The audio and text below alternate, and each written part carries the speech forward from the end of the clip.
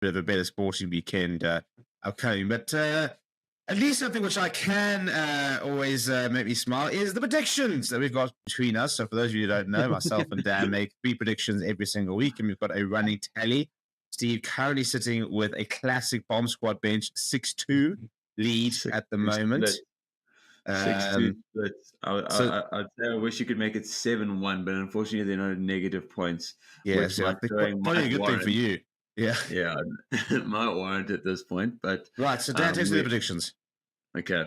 Well, Stevie, match 1 was actually Man City versus Arsenal, and it's a bit contentious, and I've forgotten kind of exactly what we said last time, but the match ended 0-0, as we previously alluded to. My prediction was 3-1. Yours was 2-0. So both 2-goal advantage. I think, are we calling that evens? Yeah, I think you have to call that a draw. Yeah.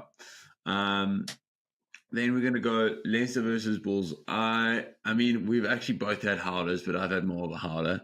I've gone Bulls by the end result was Leicester blowout win 47-14 versus the Bulls, who held their own in the first half, but kind of got blown away by the Irish Giants. Essentially, my prediction was Bulls by 3. Yours was Leicester by 7. So, while this does tend to happen on the show, is both of us way off, but one the lesser of the wrong. So, Stevie, congratulations. There is your point there. There we go. And then, unfortunately, that goes into an unassailable lead. But I did draw it level on the Sharks versus Edinburgh, where the result was Sharks 23, Edinburgh 13. So Sharks won by 10. My prediction was Sharks by 7. Your Sharks by 5. So I've edged it a little closer. I've stopped the momentum. Most importantly, I think that would have been 3 on the bounce. It would have been the bounce, yeah. From. So for me, it's a small one, Stevie. It's a small one. We keep it at the 6-2 split, and I'll slowly start regaining now. I think a little bit of confidence is coming back into me. The sun's coming out here in the UK. Is this? You know, this is changing. Turning of the tides. Yeah, turning of the tides. You descending there into winter. I'm coming out. I think I've just managed to hit that. You know, Easter weekend. Managed just to pump the brakes on. So it remains 6-2. And let's start off with the rugby, Stevie. A hell of a weekend. And as you said, 2 home wins, 2 away losses for the South African teams. Yeah, let's just see some of the results here. So, as mentioned there, Leinster, 47 points to 14, hammering the Bulls. In a brilliant second half performance there. Dragons beating Zebra 20 points to 13. Benetton 18 points to 14 win against Connacht. Important for them because they've kind of slipped off a little bit. Sharks getting a second win on the bounce. By the way, absolutely huge. A big dramatic win there from that side. Sharks continue the momentum, 23 points to 13 win against Edinburgh. Ospreys beating the Lions 36 points to 21. Stormers a late 13 points to 7 with victory. Scarlets big blowout win there for Glasgow Warriors, winning 45 points to 3, and then Munster edging Cardiff 20 points to 15. The final game of the weekend. Let's start at the very beginning. The Bulls on Friday night, first half, very much in the game, pushing Leinster well and keeping them on their toes. And in the second half, well, you know, a bit of a bomb squad coming on from Leinster. I think they made 5 subs at 46 minutes and completely blew Bulls away. It was. I saw Jake White's comments afterwards, kind of essentially saying respectfully to my team, but like kind of what would they expect? Not what were they expecting, but look who came on, like Jamie Gibson Park, Jack Cohen, Dan Sheehan.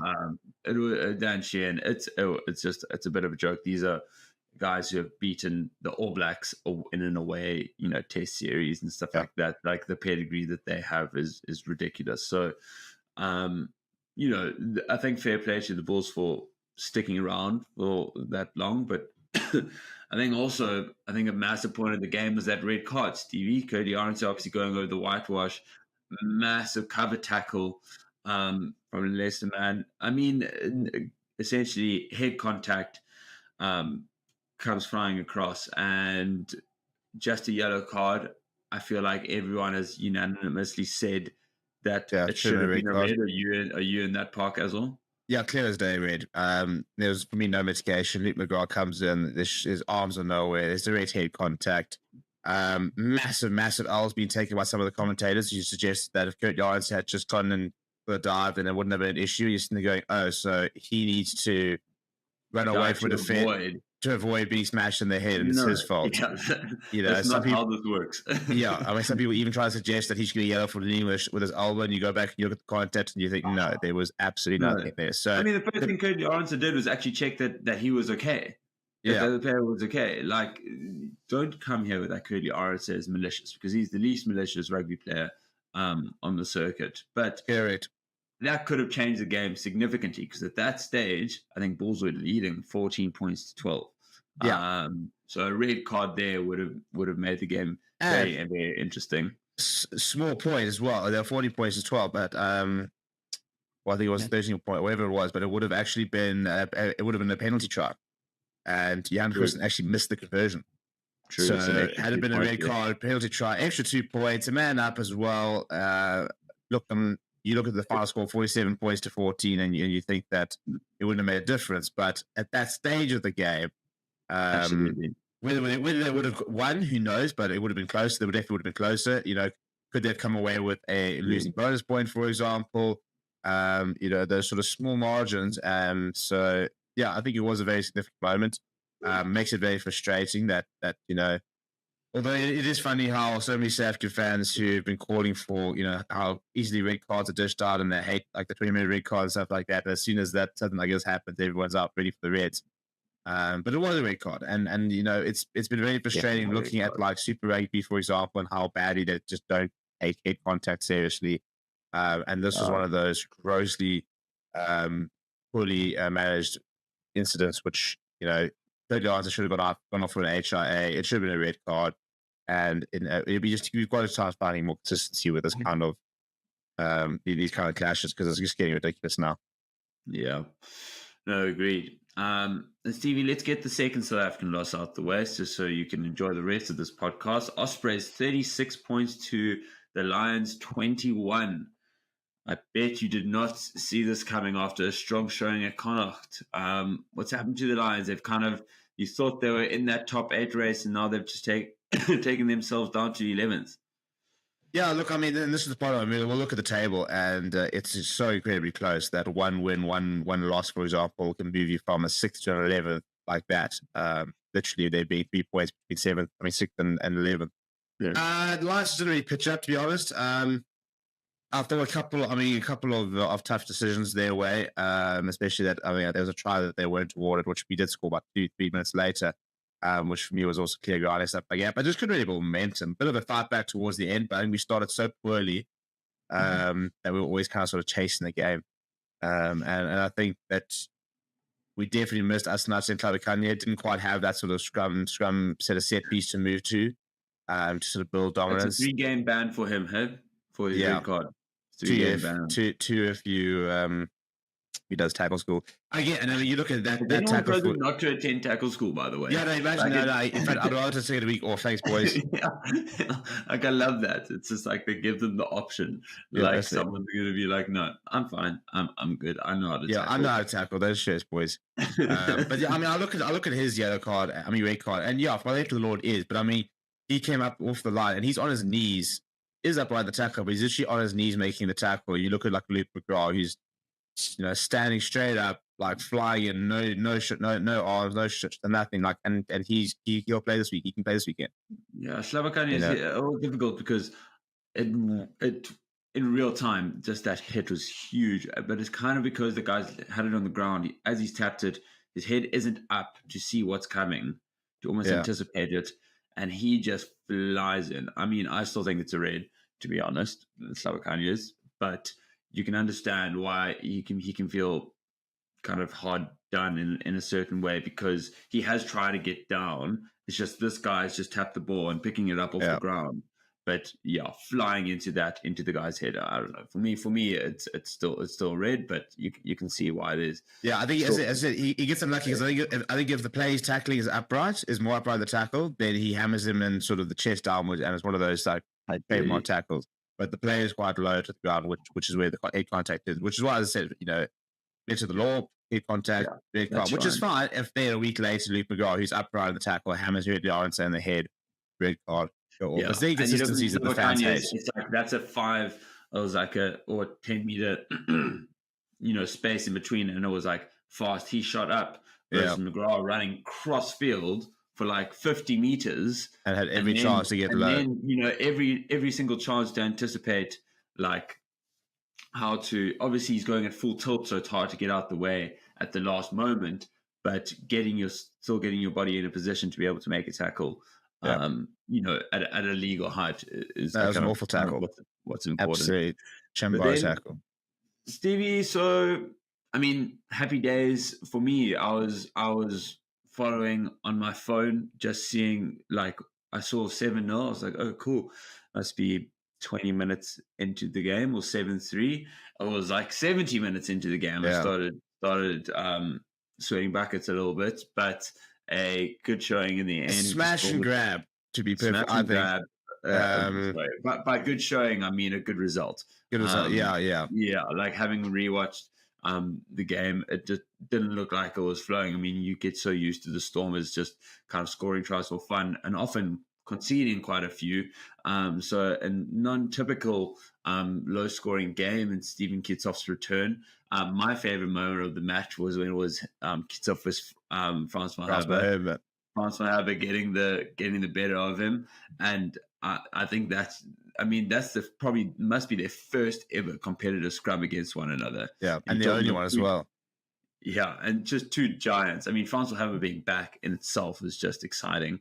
But yeah, just two giants, and now some rumors about Kitsoff coming back to the Stormers. All kind of happening in that world, but glad the Stormers got it done, because I think had we not, we would have been sucked into that chaos that is the log between kind of 6th and 8th place. We aren't out and just ahead completely, but it does put us in a good position in 5th as it currently stands.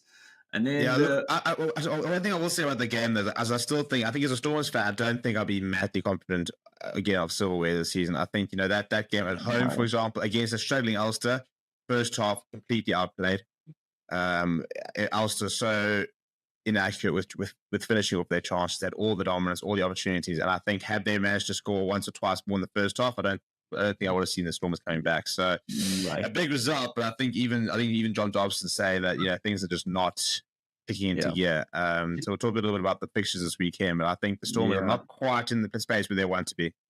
It's a team that makes a lot of mistakes. They have moments of that the clinical team of 2-3 or last year before, but just I think too many errors, just that the kind of unforced errors, and I don't know if there's just not enough discipline either in and around. I still get frustrated with Evan Roos. I think he needs to really kind of tighten up around the fringes in terms of the way that he is going about imposing himself in games and kind of being that dominant person, because now's the time of the season if he wants to be in contention for any match day 23, so the rest of for the box season. Now is the time of the season that you kind of show you can do that, and no better opportunity than this weekend.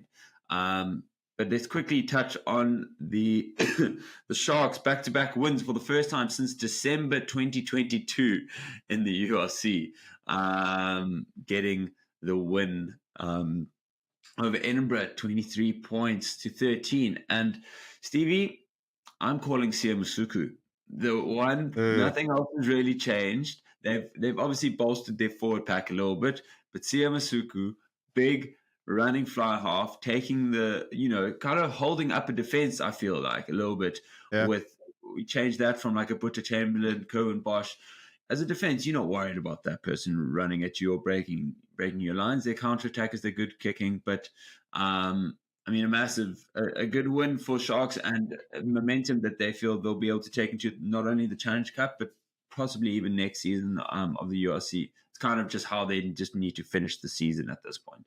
Yeah, look, I mean, they're all in the Challenge Cup, so this. I think the URC needs to be where again, as you mentioned, where they find that momentum, where they find that confidence. I mean, they're so far out of that top eight race, so top eight's not on the cards for them. But they need to prove that the Sharks project is going somewhere. So if they can try and finish strong, maybe try to reel in a Cardiff, finish at 12th, to push. Then, but yeah, Champions Challenge Cup at the end of the day. That's their only It doesn't potential matter. avenue for URC. Champions Cup. Yeah. So look, I think they have turned a bit of a corner. I still think they're far from the finished product, but Zakot coming back has definitely made a big difference. They've got a world class front row, which will win penalties It's against just most teams in the world. ridiculous. Yeah, I mean, But I do it's think so that's so Yamasuku. strong. No, it's just silly. strong.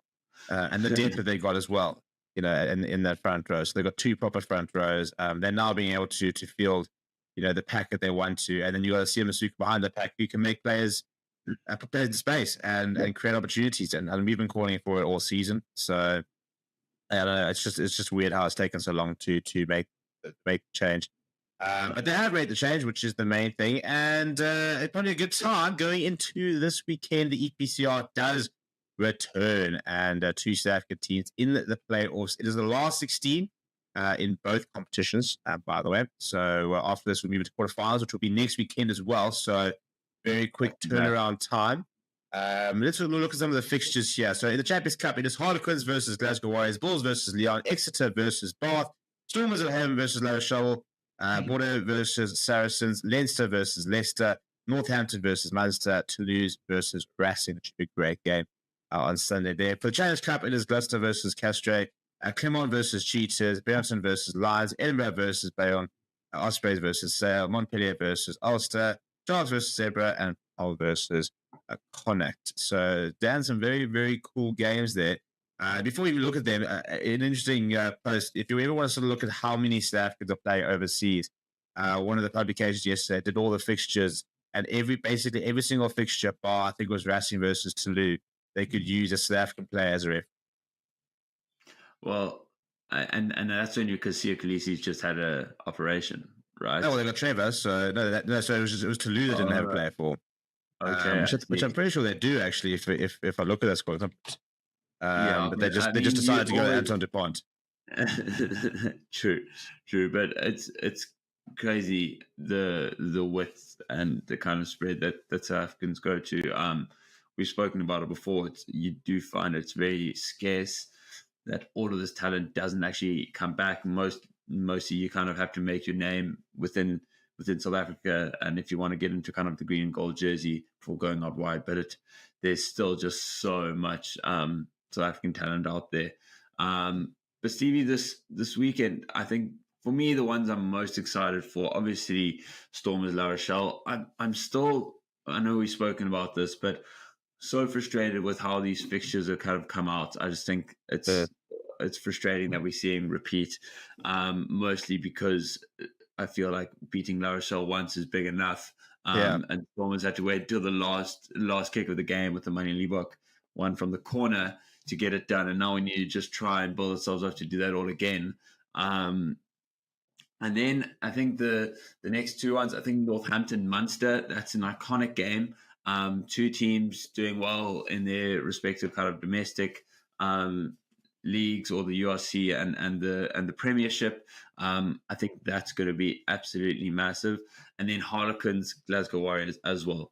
Harlequins seem to be a team that are kind of stepping up one game and then getting blown out the water the next. So you don't really know which one's coming up, and they're going to be up against the Glasgow Warriors, which I don't think very many people would have said would have been second in the URC come this part of the season, at the beginning of the season. So a really, really strong and dominant Glasgow Warriors who had a massive win over the weekend, and versus a Harlequins who also had a big win over the weekend.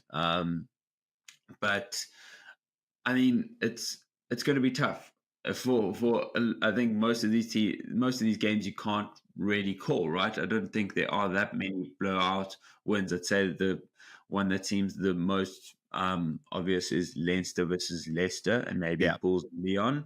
But other than that, hard to call some of these games. Yeah, I think you mentioned the biggest frustration is how many of these are repeats. I mean, we've already seen Borsley on the season. We've seen Stormers lower shot. I think we've seen, I think as well, Northampton. So I'm pretty sure we've even seen Leinster this, but I mean, half Well, these games also just are with like Exeter Bath, like that happens. You know, this is a game that's seen. yeah, not even. I mean, I don't. To a certain degree, I don't mind the inter the Like, inter-country games. I suppose you kind of have to have them eventually. But for me, there's been so many repeats from the group stages that it's yeah, just, I don't know how you.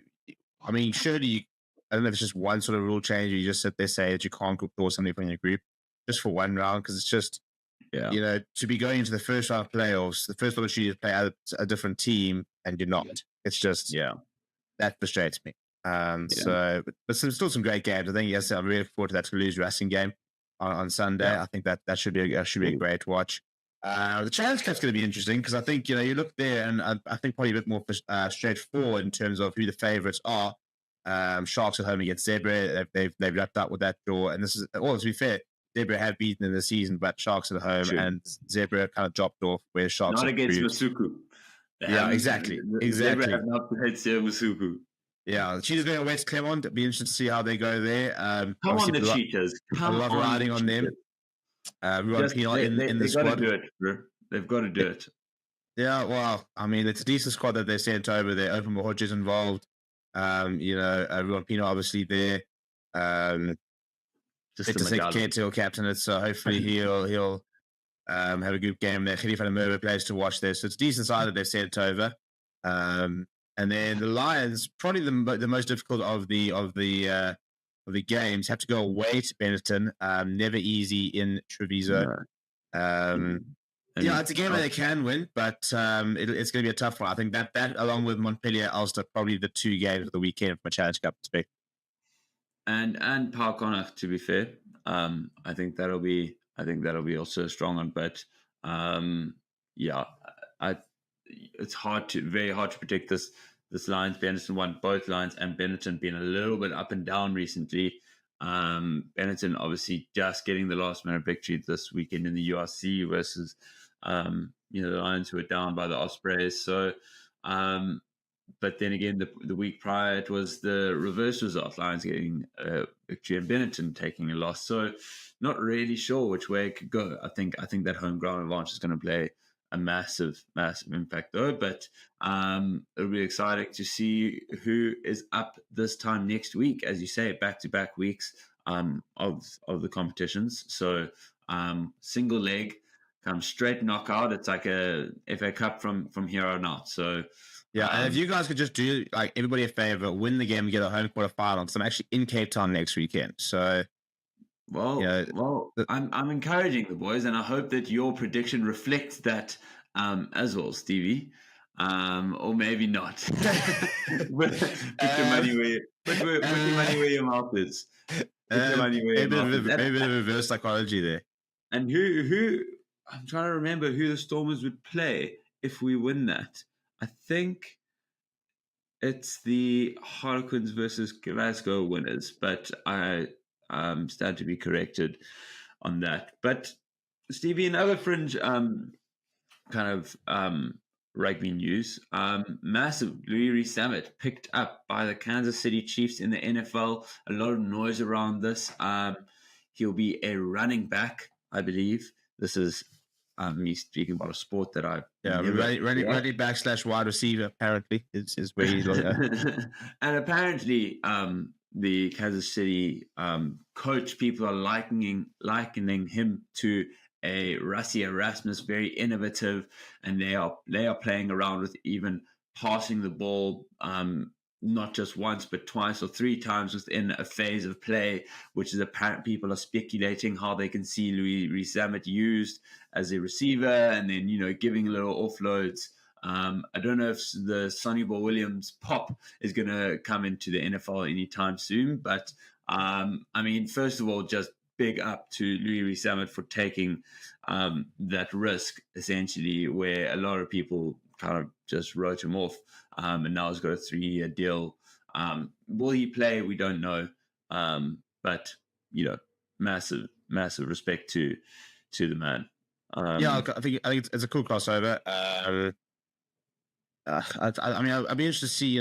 We always talk about the differences in the game, and if you see somebody like Louis Sam who can make the move across there, and if he does play, for example, then it opens up for more crossover. And a lot of people are saying, because World Rugby posts about it, and everyone's like, how could you post about it? This is so bad for the rugby game, and it is a big loss for the rugby game. But I think, the world's becoming a small place. I think there's going to be so much more crossover between different sports, between different brands and stuff like that.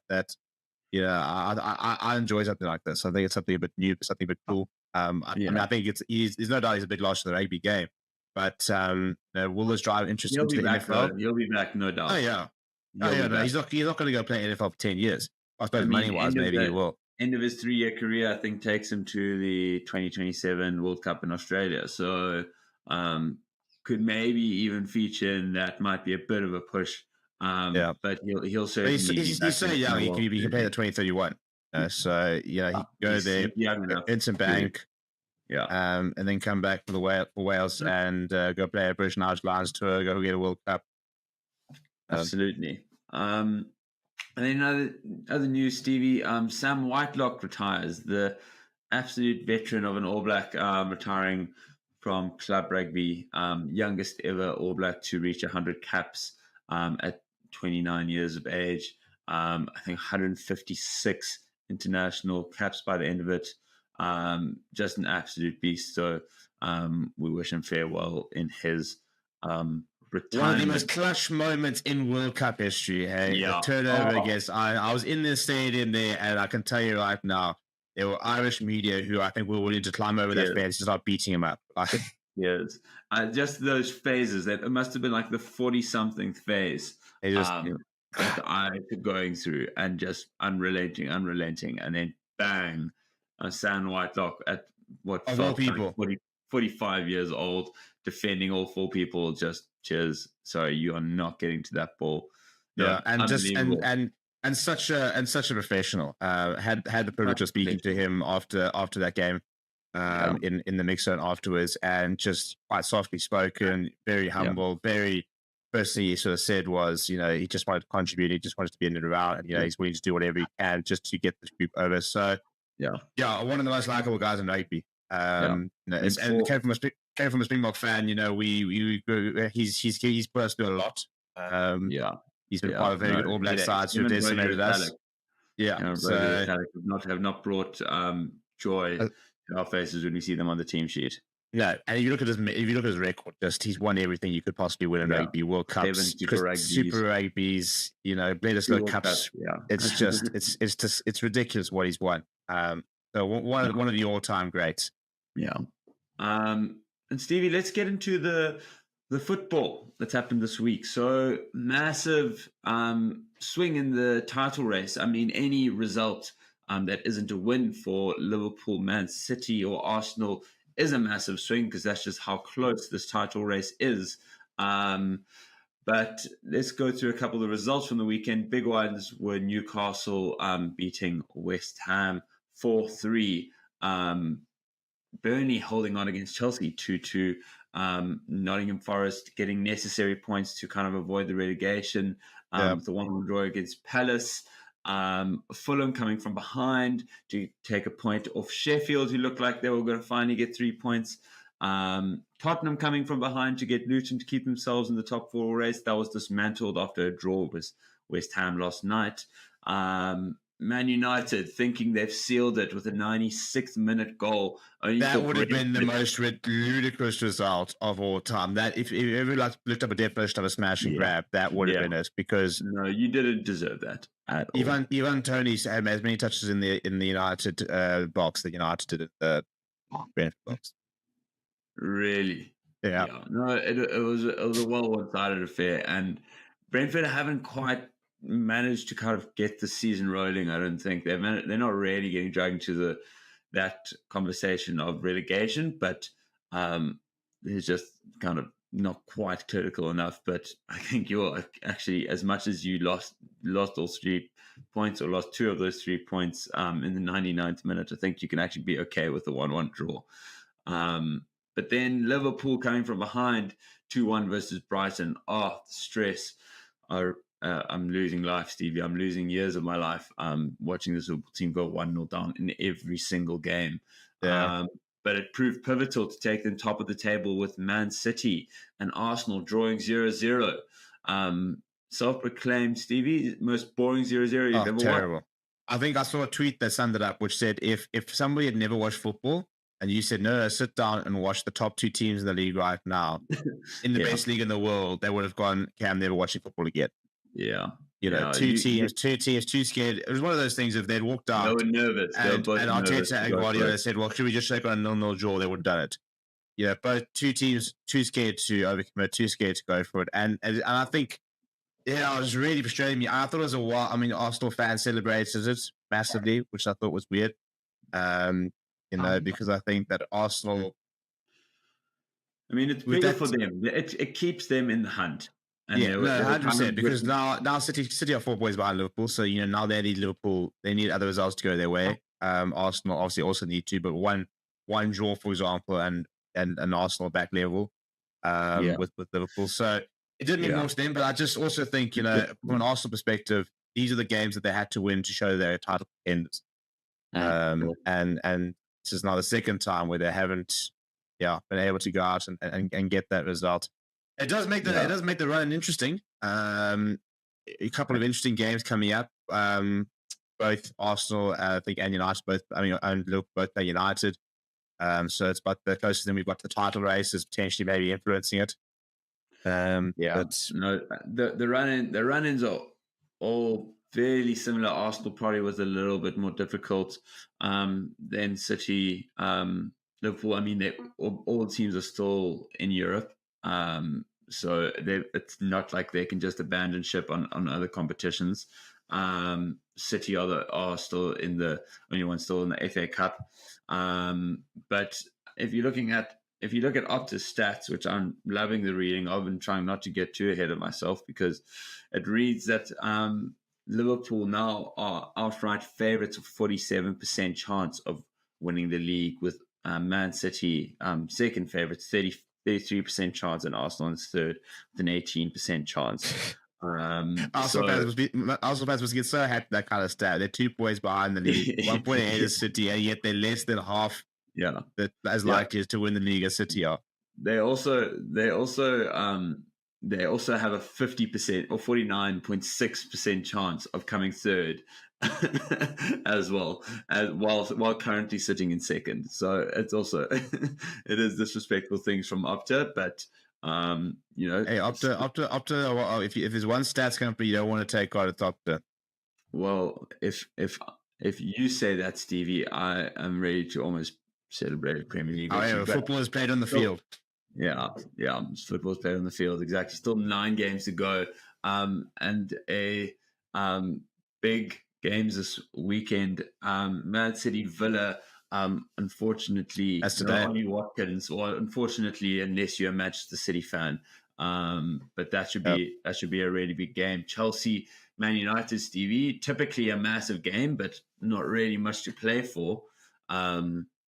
Between the teams. I mean, I did see from Opta's stats that Man United have a 1.4% chance of making top 4. So, there we go, dude. I'll take those odds. We've got a game in hand on Villa and Spurs. So don't you stress about that 11-point margin. That'll soon be an 8-point margin. I mean, Spurs taking a draw last night versus West Ham. So maybe that 1% could have become 2 or 3. Who knows? Well, as I said, if we do beat Chelsea tomorrow, Villa go down to City, then it means that we can close the gap a little bit there. Got to, I think, within 7 points of them. So yeah, look, to be honest, the weird thing is if United get back-to-back victories here, Villa playing Brentford this weekend, if Brentford play anything like that, they could drop points. Spurs have got some massive games coming up. They've got to play, I think, Liverpool. I think they have to play all 3. Teams in that top 4. And so it's very small, but Champions League could be top 5 teams this season with the new format. The new and depending on how kind of it all draws out by the end, but we can't be exactly sure when it will be 4 or 5 teams going through the Champions League, but it does open that door a little bit more. Yeah, well, it's just annoying because if we had won over the weekend, we're sitting on 9 points behind with the game in hand. So you win that game in hand and you're 6 points behind. And at 6 points with 9 games to go, you can overturn that kind of deficit. Yeah. But it's the standard thing. Every single time United's got an opportunity to try and close a small gap and try and do something. But you know what? It's a bit of a right season. I mean, for example, when it comes to injuries, Lissandro Martinez, Victor Lindelof was out for a month. So United we just can't keep it. It is a bit of a shambles of a season, to be honest. Like, I think you guys just can't really draw to a close at this stage. Maybe even get out with an FA Cup, maybe. But then it's also going to be a shaky one this evening for Arsenal versus Luton. Luton obviously scrambling for in a relegation battle versus the title challenger. Those are always good games when they kind of start to get cagey. You just don't know which way they could go. And then tomorrow, Sheffield, Liverpool. I'm hoping that Liverpool just dismantle Sheffield and don't even give them a sniff. But obviously, the same scenario, team trying to get out of relegation versus a team going for the league. And it's just sometimes that your log position becomes very irrelevant at this part of the season because there are bigger things at play. And you actually don't, as long as you want to be paying actually more like a mid-table team. You want to be playing against your Brightons, your Wolves, even your Chelsea's. Teams who are there, they're safe from relegation. They can't make anything. They kind of just flipping along to the end of the season. There's no repercussions to a bad result essentially. But we've got a midweek game week with this weekend. Some exciting ones, most notably Brighton Arsenal. Brighton kind of falling in that category in the middle, not much to play for, but have been playing well recently. Man United Liverpool, Stevie. You boys are hosting us again, a repeat of that recent unbelievable FA Cup game, and then a big one, Spurs versus Forest, top 4 battle versus relegation battle, and Forest were looking very good last night. Ended up winning that game 3-1, and it could have been many more. They got their tails up, and they obviously, having just taken a 4-point deduction, are looking to kind of get the ball rolling and make sure that they don't let Luton kind of bring them down into that relegation battle. But lots of Premier League at the moment, which is delightful after that international break. Yeah, no more international breaks. So we're now really into the Champions League returns next week.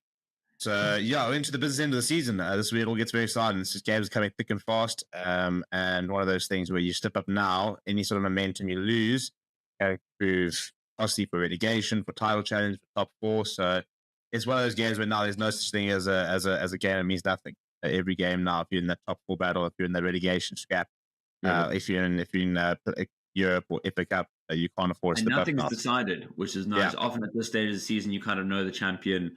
Maybe who's getting relegated. There's a top 4 race. I guess it's mostly between 2 teams. Maybe Man United can bring themselves into that conversation. Relegation battle is still wide open, and there's a 3-way charge for the Premier League. So it means that almost all games there, as you said, there's something to be played for, which is just exactly what you want and what you love about this part of the season. But Stevie, let's get into the cricket, and it's been another week of IPL. We are only 16 games into a total of 74. We were just discussing before this. I mean, it is just a monster of a tournament. There's just so much cricket. But don't worry, we understand that you lot can't always keep up with that. So you have Stevie and I just to give you a recount of kind of what's happening over the lay of the land of the IPL. And who's doing what. Just a quick snapshot of the standings at the moment. Rajasthan Royals are 3 from 3 sitting at the top, with KKR, who are having only played 2 but sitting in second position. Every other team having taken at least 1 loss. And then right at the bottom, you have Mumbai Indians doing a classic start to the season that they do every single year, and taking a couple losses. So they're 0 from 3. Yeah, and it's a lot of drama there, with Hardik Pandya taking the reins from Rohit Sharma, getting terrible booed in captain. the stadium. Just a bit of a toxic environment going on, at the Mumbai Indians. But Stevie, the Mumbai Indians, man, we'd like to speak about Quinn Mapaka. Two different games. Makes his IPL debut. The 17-year-old gets absolutely dismantled. A really horrible debut. Gets, I mean, in a record-setting innings, the highest Yeah, innings ever in an IPL, and Quinner going for just a bag load of runs, singles, 50 something in the end, no wickets, and really kind of a baptism of fire. He has come back in the next careful, game. careful, careful, careful. You can upset people if you say that. We will get into that conversation, but let's jump into it now. Dale Steyn tweets. Stevie, talk to us. Yeah, look, so it's been an interesting one, and I've kind of sort of stayed out of it for most of it, but because I can kind of understand the outrage, I can also understand why some people are saying it wasn't that hectic. But basically, what happened is that on the back of Parker being, I think it was after his first 2 overs, and Travis Head was absolutely battering everyone, and came out with a tweet, and I'll quote the tweet saying, "Mapaka realizing the difference between under 19 and the Pro League baptism of fire." Now, this has now completely exploded, and South African fans, in fact, cricket fans in general, are Divided. very, very upset about it. Basically saying that he's 17, he doesn't need to, South Africa's best ever bowler on yeah, his it on his doesn't, back. bringing him down, adding to the critics, for example,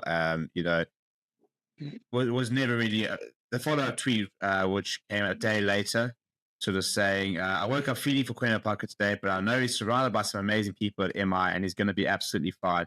His first experience, regardless of results or performance, will still be the most amazing experience he's ever had. At just 17, it's only upwards from here. Well done, young man."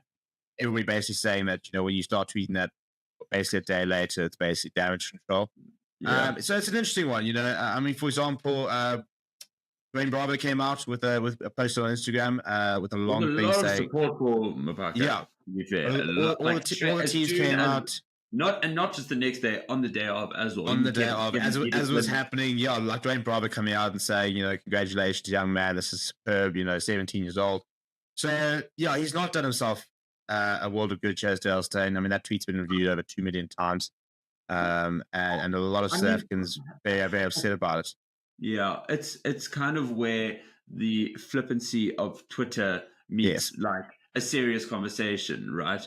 Because a tweet, you kind of just throw it out there because it's true, right? It was a baptism of fire. yeah, Like he got up there and he kind of was in the deep end and he just got tucked into. Like he got bashed around in a game that it wasn't just him getting bashed around. Every bowler was getting bashed around. yeah, He just happened to get the worst of it. He's obviously like the shiny new toy that everyone's looking at. The player of the tournament and the under 19 World Cup gets a contract with Mumbai. People are going to be watching when he plays, and then when it goes that wrong, it's like it's easy to put it down to not enough experience and stuff like that. And there's a possibility that that was the case. So I mean, I don't see a massive issue with what Dale said. I don't think he's the type of guy that just writes off South African talent in general. He always seems to be nurturing them. And you look at his involvement in both of Sunrise's Eastern Cape's wins. He seems to be very close with the players, very relatable character. He's not like this military sergeant person. He's a very laid back guy, and I guess it's just deciding as a previous international and probably massive role model to Quina, or where you want to stand between being that person and just someone who's speaking their mind, because he's just speaking their mind, which is probably what most people were thinking. But from the perspective of this role model, it seems that now you're pulling this kid down with you. That's how I see it. I'm not sure about you. yeah. I think it was, as you said. I think given the nature of his following, the nature of who he is, and the nature of the situation, I think it was probably quite irresponsible. Um, again, from a pure factual point of view, he wasn't wrong. Some people, I think some people have blown it up a bit too much. People have turned into a bit of a racial issue, saying that they would never have said this about Brave and stuff like that. And I think that's when you start reaching.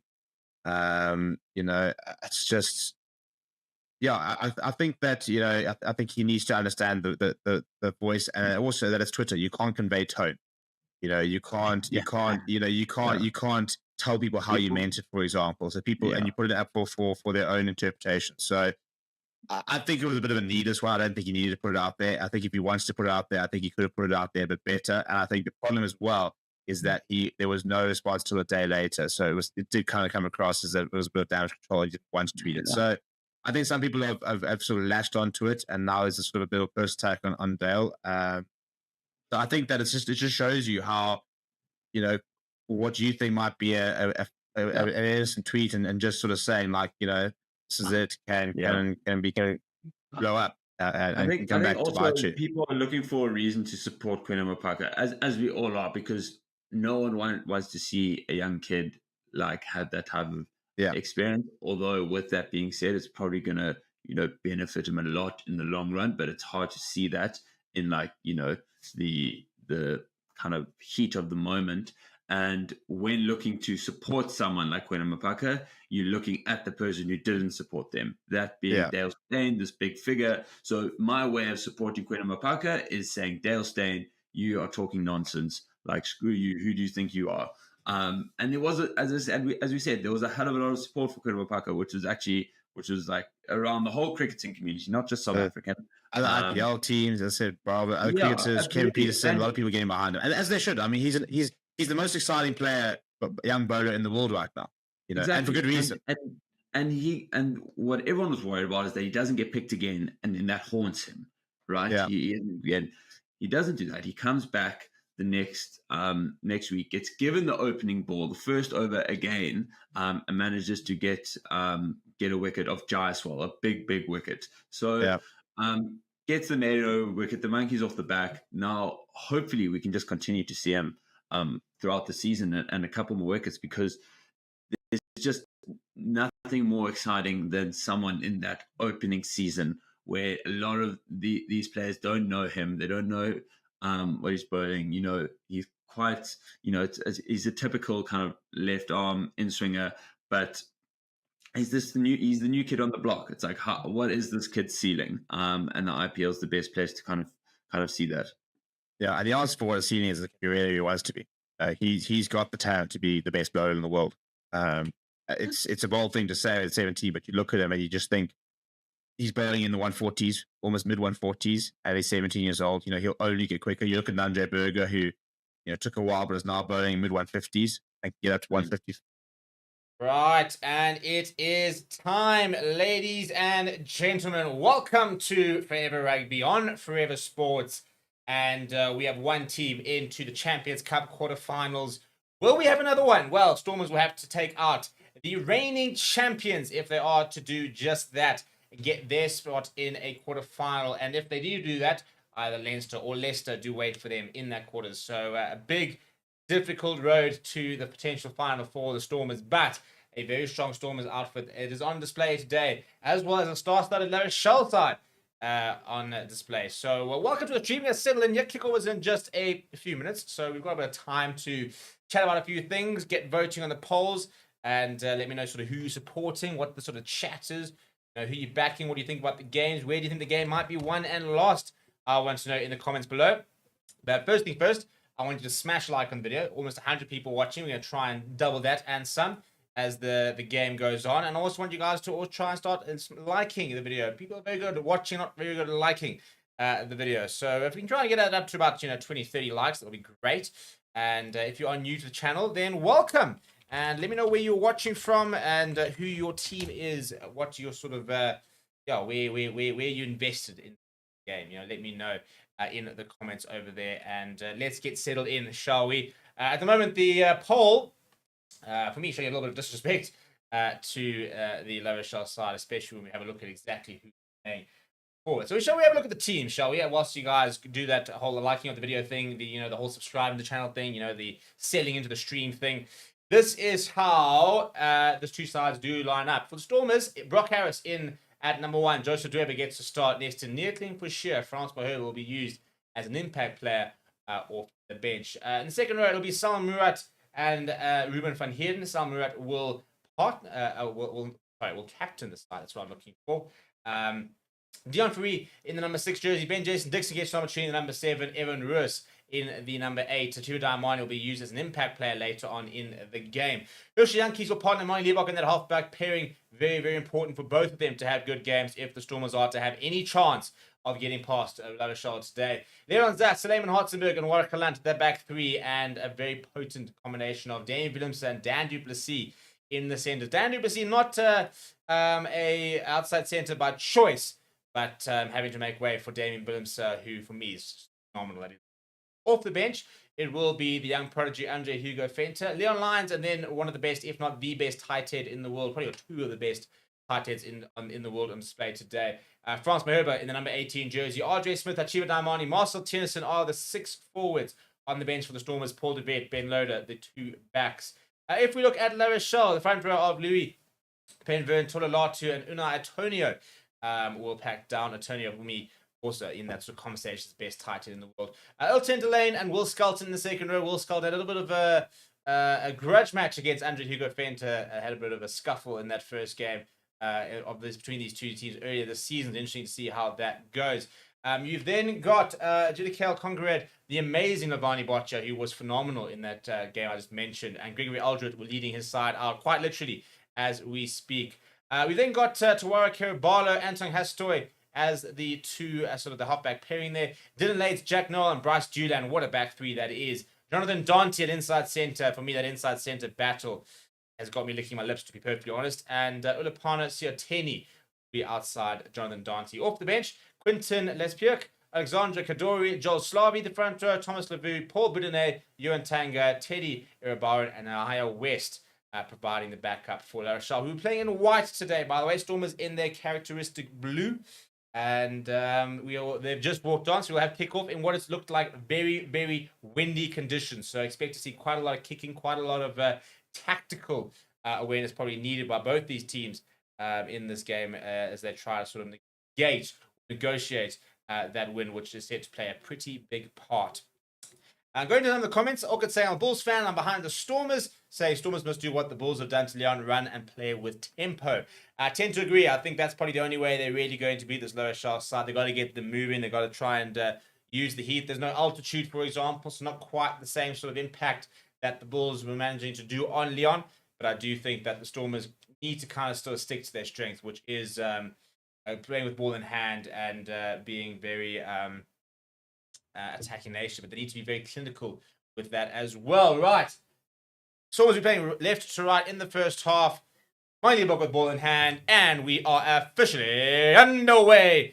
Down the middle of the park goes Mani Liebach. So already an interesting decision there. And I think that's Bryce Julian, who's not got the best kick there. David Willemse will run this back into the 22 years. First touch, as you can imagine, that signature step coming, and the tackle is eventually made by Currie.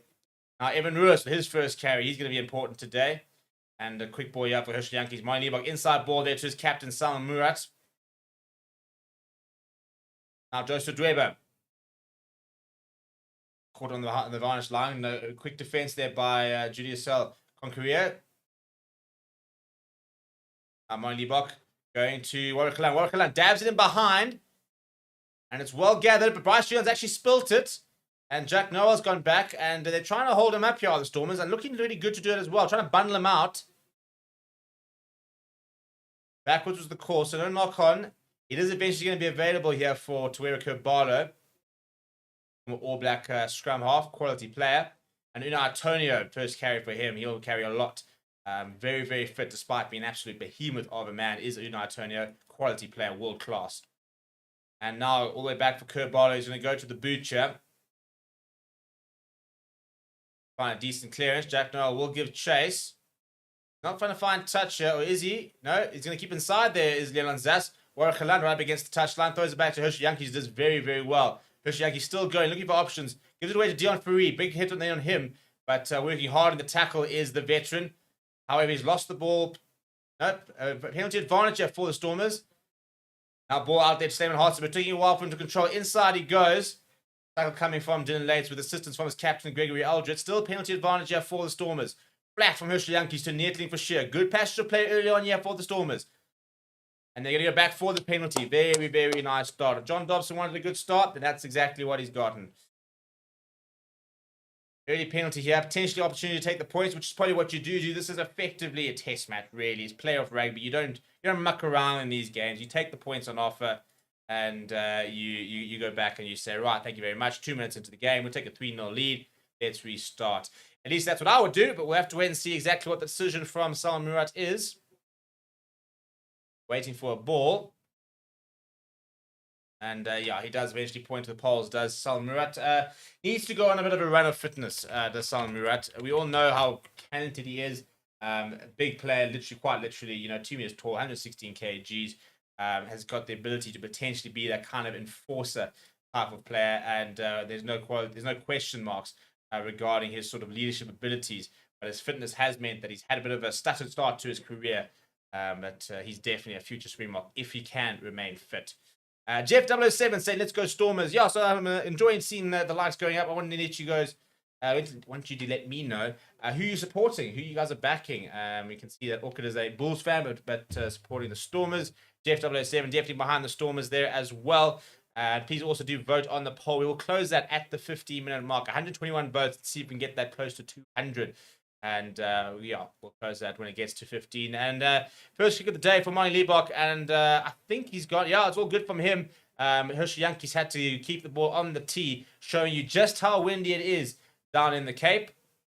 I'll actually be there in a week's time. So any rugby there, I'll be sure to go and check it out. But having a look at the penalty here. It's the hands there. Coming in from Concierge. I think it's a bit of a harsh one, to be honest, but Storm is still the beneficiary, and they take an early 3-0 lead. I'll tell you what, Shadows being an absolute pain in the arse here, in terms of being able to see what's going on. So the restart coming from Hastoy down the left-hand side, well read in the end by, I think it's Suleiman Hartzenberg. No, in fact, it's Warwick Land. This is Hartzenberg. He finds a bit of space down that right-hand side. Herschel Yankees back to Ben Jason Dixon, who shows and goes, gets the offload away to nobody, but Brock Harris is there. He throws it out to Ruben van Heerden. Be brought down by Jonathan Dante. Pick up and go from Evan Ruiz. Salman Murat there to assist, as is Joseph Drever. So ball should be available here for Herschel Yankees. And is. Goes in behind a few. Goes to Warwick Land. Warwick Land shifts to his left boot. He sees a bit of space there. Ball's going to hold up here. No. Yeah, that's a great kick from Warwick Land. He's pinned Rochelle back to just outside the 22. Game management is so important in these sort of games. It's about playing in the right areas of the field. And Warwick Land, when he's on song, that boot, him, Damien Willems, Mani Liebach, can be very good at doing that. Just sort of negotiating the game by basically deciding where the game will be played. So we will see a definite sort of tactical arm wrestle when it comes to the kicking game between the two teams. Antoine Hastoy, Bryce Julian will be doing as well as Currie will be doing the honours there for La Rochelle. First line cheer for the French visitors. And Tulilatu goes to the top, and it's a good take there from Iltain Delane.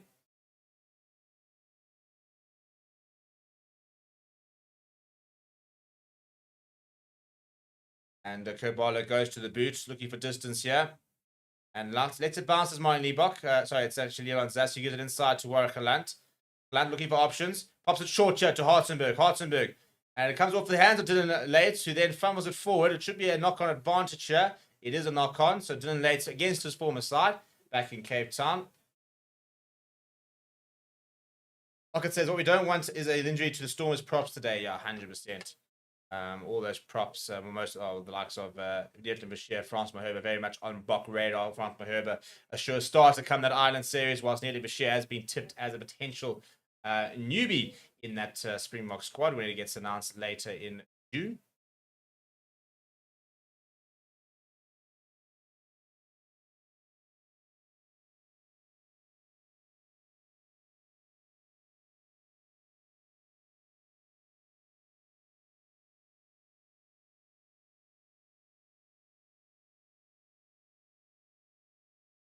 Right, first come of the day, 957 kgs is this La Rochelle pack, 903 kgs is the Stormers pack, and that is the likes of Antonio Skelton really adding a lot of weight there.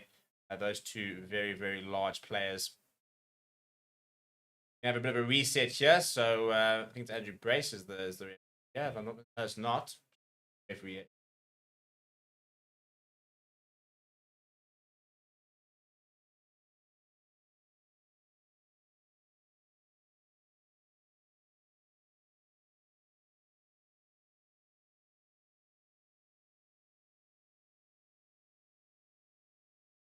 Right, so after a couple of words from the referee, we will have a reset chat. Are we ready to go once again? And gone down, free kick for the Stormers there. I think lucky not to get away with a penalty there because on the Lucette side here, Louis Penverne went off his feet quite quickly.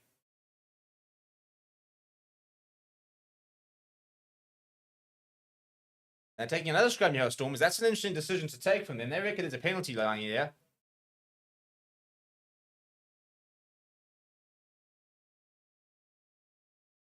Wonder that decision comes from Netley Bashir. He reckons he's got the better of Penverne. Playing good rugby recently has Netley Bashir, very highly rated by John Dobson and his coaching staff. Recognised by Varsity Rasmus and his coaching staff with the call up to the alignment camp.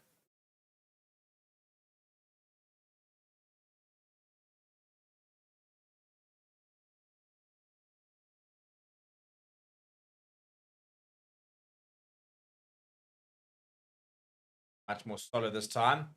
Goes down once again. Ball is available though for Hershey Yankees. Goes to Liebach. Liebach to Dan Lucy. Skip pass out wide to Warwick Land. Warwick Land, little chip over the top. Back inside the 22 is Julian. Not fun touch. Back to Warwick Land. Assessing his options. This time the right boot down the right-hand side from Warwick Land. Swirling in the air there. Well taken. And it's Julian, I think it's actually Hastaway. He sees a bit of space, and Ryan Liebach's having to get back, and the ball's actually done him a little bit. On the turn there, Ryan Liebach. Then he goes to the right boot. Crossfield once again. Does bounce. And Jack Noel into the Red Bull scrum cap will have his first opportunity. He's going to kick and chase himself. This is high in the air. Hershey Yankees underneath it. Does very, very well under the swirling wing. Gives it away to Evan Ruiz. Evan Ruiz wants to find a bit of space. Big hit on him, and Levani Botcher already looking to try and get over that ball. It's what he does so well. Penalty, though, for the Stormers. Quickly taken here for Hershey Yankees. And he's got another advantage here. Ben Jason Dixon coming away with it. Good work there from Hershey Yankees. You can see Stormers really trying to up the tempo here. Ruben van Heerden delaying the pass now. Get that pass out wide to Hartzenberg. Hartzenberg's going to kick and chase himself. Chase is on for him. Dylan Lates thinks we're going to win this. Dylan Lates will win it. And advantage was over, so it will be a goal line dropout. Not the worst option there for Slayman Hartzenberg.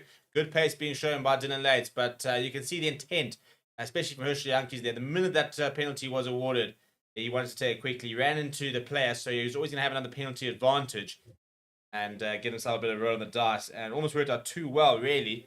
Trying to create a bit of a try scoring opportunity, just not quite having the pace. So goal line dropout for La Rochelle. Very, very high tempo start this from both teams. And Hastaway down the center of the park to Marty Liebach. He's got Evan Ruiz next to him.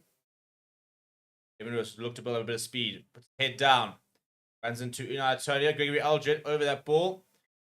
And wins the penalty. So good as Gregory Eldred. Not wearing a scrum cap today as we've come used. And quickly taken is by Kurt Barlow. That's an interesting decision. Levani Botcher down the side. He puts it to the butcher.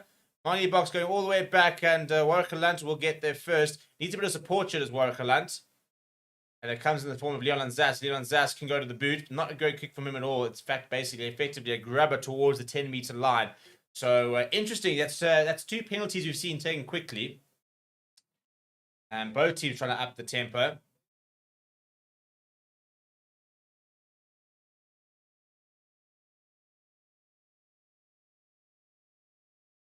Oh, nice and flat, but Tony has spilled it forward. Eddie Bashir giving away to Marty Liebach. Marty Liebach on the bounce to Warwick Lant. And looking to try and create a 2-on-1 situation. Gives it to Slayman Hartzenberg. Absorbs the hit. And no advantage. They'll go back for the initial knock-on by Antonio. And it'll be a Stormers scrum. And as the legendary Rhoda Gara, the head coach of La Rochelle, watches on. Bread basket and out the bread basket for Antonio. You can see the frustration from him. It was a good tackle being lined up by Ben Jason Dixon.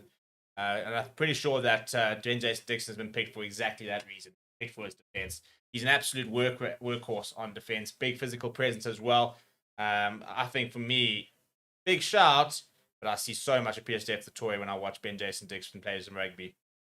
Gets around the park well, nice and physical, is relentless on defense, puts in tackle after tackle, plays in the same position. We are having a slight break here. Damien Williams is getting a bit of tape on his leg. Not sure what that's supposed to be doing. Placebo effect there. Got a bit of a cut there, to be fair. A Red Bull athlete, so now sporting the Red Bull sleeve is Damien Willemse. Same thing with Jack Noel, who wears a scrum cap, so he's got a Red Bull scrum cap. That's how he factors in his Red Bull exposure.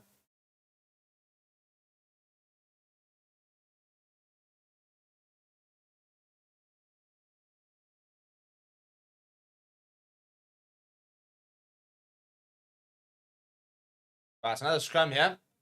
Brock Harris up against Antonio. Little Bashir up against Penvern.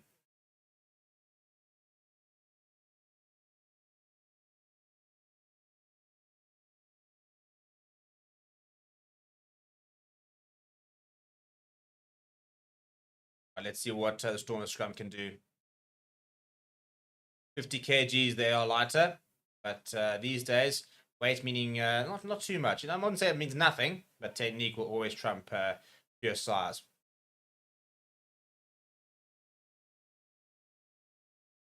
Going down once again on Netley Bashir's side. You're going to have a reset. It's a very interesting decision. I think Penvern's under a bit of pressure. His feet keep sliding from underneath him.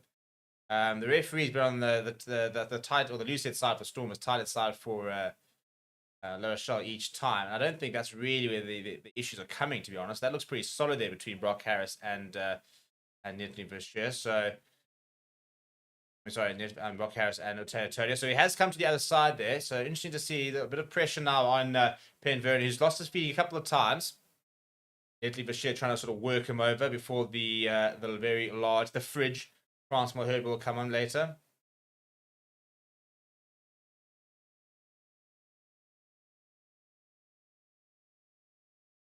Kerbalo. Penalty for the Stormers at scrum time, and Kerbalo is just pestering Herschel Yankees. He does it so well, does the New Zealander. Trying to interfere with him, and some words there from Herschel Yankees. Exactly what Kerbalo would have wanted out of that interaction. It just wants to irritate his opposite number. 33 years old, Kerbalo, a veteran of the game. Born in Australia, represented New Zealand 29 times. I think he's actually a Rugby World Cup winner, if I'm not mistaken. Or I think he was part of that 2015 squad. Has won most things. Also won a Super Rugby and played for the Chiefs.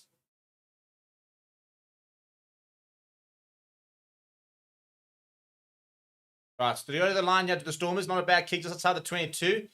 And have most of the ball here so far, Stormers. So they'll enjoy having that kind of possession. The question is, what can they do with it?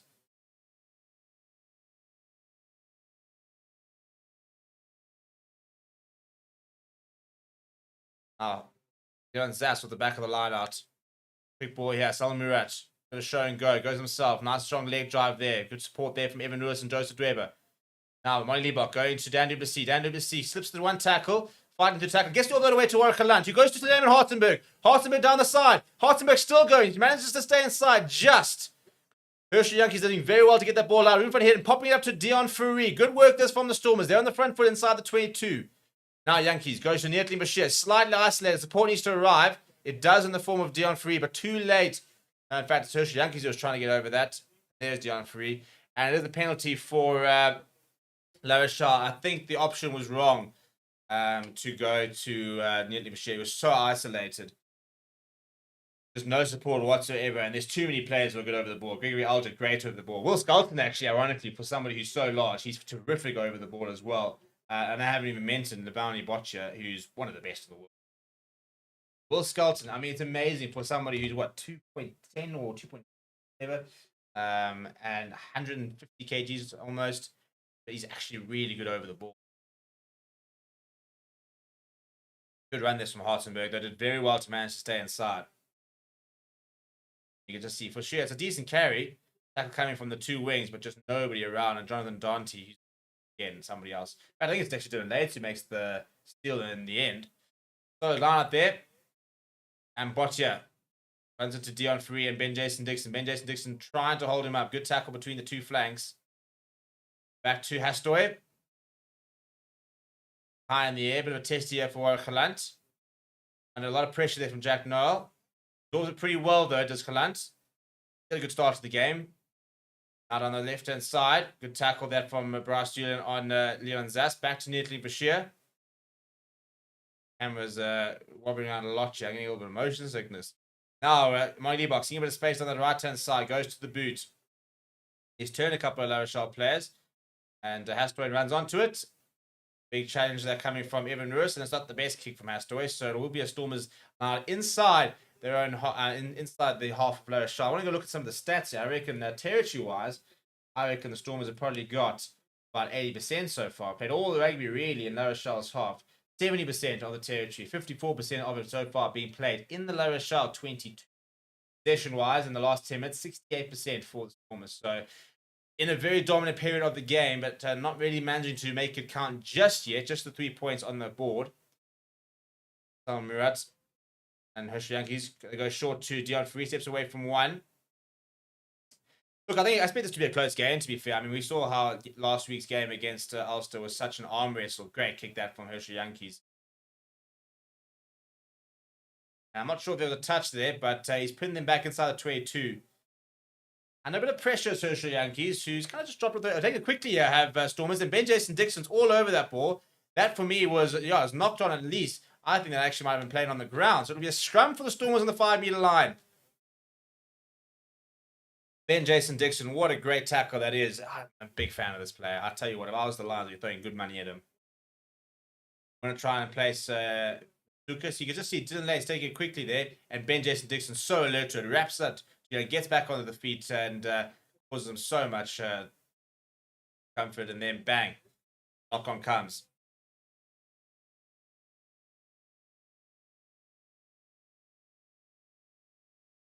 Big scrum coming in now.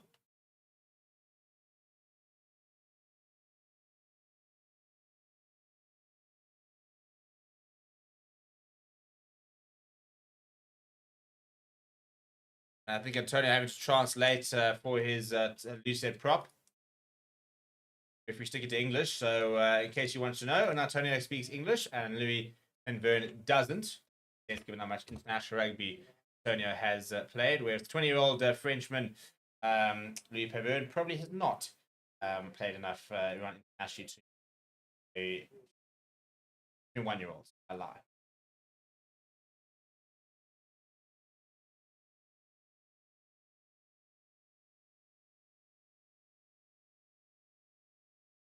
At this time, I think it's going to be a bit of an extra genuine battle. Into Bashir grafting hard as is Brock Harris against Antonio, but he's anchored well. Hershey Yankees digging for the ball. On the left-hand side, Duplessis goes to Willemse. Willemse almost through the gap, was brought down by penalty advantage here for the Stormers. Hershey Yankees gets it out. Wants to show a little nice idea from him. I think it was a knock-on advantage, and I thought there was a penalty advantage there. I'm a bit confused. Yeah, it was a penalty advantage, so they'll go back for the penalty.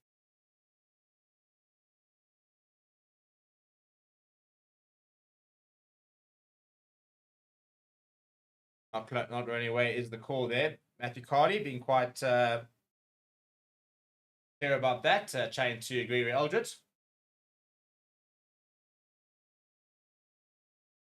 They do so well making things personal to La Rochelle. They did so well last year against Leinster. They told them that they felt they were disrespected, for example, both O'Gara as well as Gregory Eldred. Really winding up the Irish side. And big call from the Stormers as they go to the corner. Could have taken the 3 points there. But they are feeling a bit of momentum as we approach 20-minute mark. I'm not adverse to the call. I think if you've got the bit of momentum, which they clearly do, I don't mind trying to capitalize on it.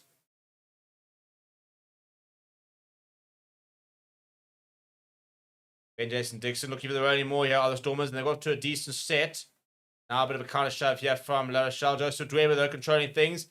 Edging forward here are the Stormers. Edging forward here, penalty advantage. And I think they're short, but they will have another go here through the penalty unless they can get this ball out. No, it will be another penalty. I'll have another go there. And it's against Botia, who's, by the way, sporting a scrum cap today. We don't often see that from him. And he's got the full beard. I missed the Botia moustache. I mean, he's a much better look here.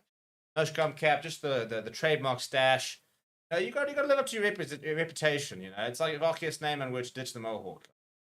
That's just imagine Arceus Neyman shaved and didn't have the mohawk. It just wouldn't be the same, would it?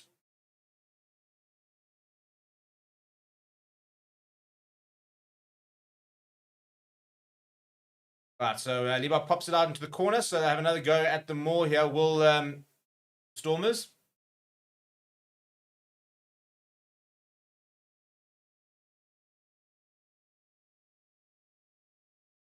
Take that for movement here, and this time at the front of the line out. Big shove this time from Rochelle. The ball is available though at the back for Herschel Yankees. Goes to Dan du Plessis. Dan du Plessis puts the ball on his right hand and goes himself. Dents it for Herschel Yankees. Pops up to Ben Jason Dixon. Kerbala up quickly. Penalty advantage here. I think it was too quickly from Kerbala. Hands. Damien Willemse. Ball over the top towards Leon Zas. Back inside to Dan du Plessis. 5 meters out here are the Stormers. Available Herschel Yankees. Now it's coming through, and it's another penalty. This time we're going to see a card, and it's going to be against Will Skelton.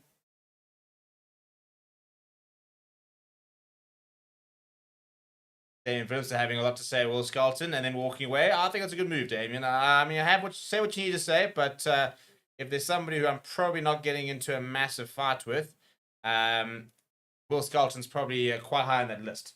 First of all, he can just hold you there. He'll have the reach, and then he can just slap you. Bah! So Will Skelton will go into the bin. Huge moment this for the Stormers. They've got a one-man advantage now for the next 10 minutes.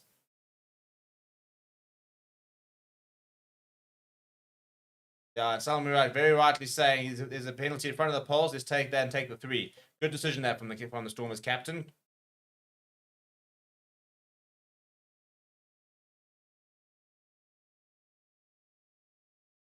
And taking a shot here. Yeah, good decision. Take the points. Play off rugby. Yeah, just try and build a lead. Take it quite quickly so that you can try and get as much time as possible playing against a 14-man Rochelle with a 6-point lead. High tackle there on Dan du Plessis.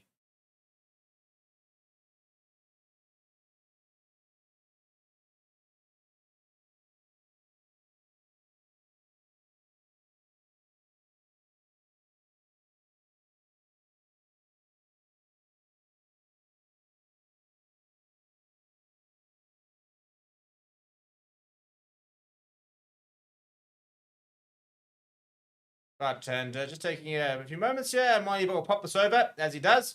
Right, and there it is. 22 minutes played, and it is 6 points to 0. The Stormers faithful up on their feet. Crowd goes wild as the Stormers double their lead and looking really, really good at the moment.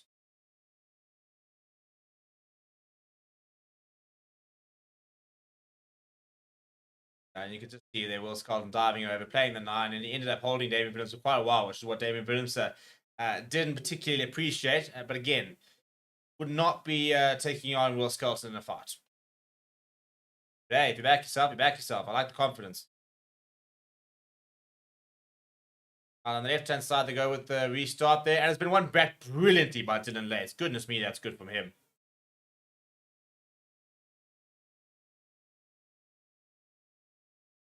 And then that's just been lost forward there by Bruce Dula. That's really poor. So turnover ball here. Long pass out towards Warwick Galant. Galant's got Leon Zas to the inside. Galant wants to go himself. He throws it back into... I think they might actually take the line out there, to be honest. They threw it back into Sioteni. So I think it should be a line up for Stormers on the left-hand side there. Yeah, it is indeed.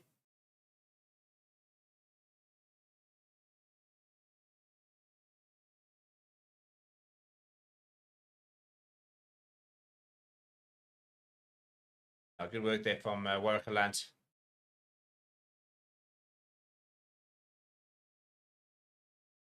Right, so far the Stormers lineup has been pretty good. Let's see if they can continue. All over the top, and that I think that's been taken by the wind, you know. And it's gone back towards the La Rochelle side. Oh, jeepers, you can see this ball is getting definitely being taken back by the wind.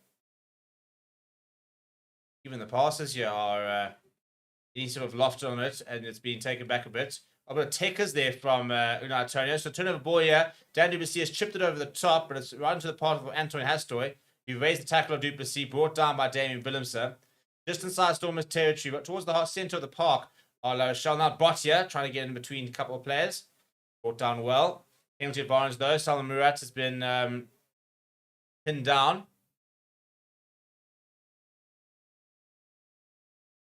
Now Jack Noel into a bit of space. Inside ball. That's a great pass. And lost forward there by Sioteni. It was a good break there from Jack Noel. Good pass as well. Sioteni probably should have done better there.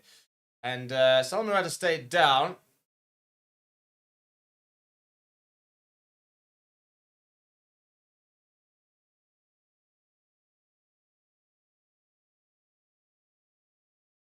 And I think that's Dion Ferry. He might be staying down. Yeah, Dion Ferry's getting a bit of treatment. Knee there.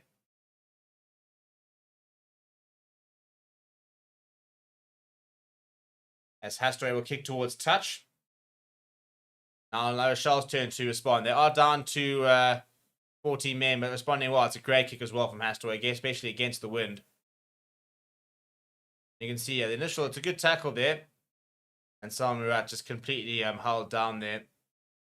Not able to roll away. It's good work there by, I think it's Delane. Pinned him down. Now Dion Ferry's eventually back up on his feet, and he's good to go.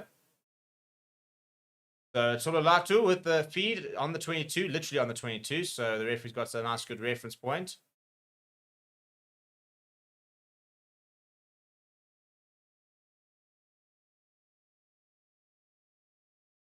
Right, here we go.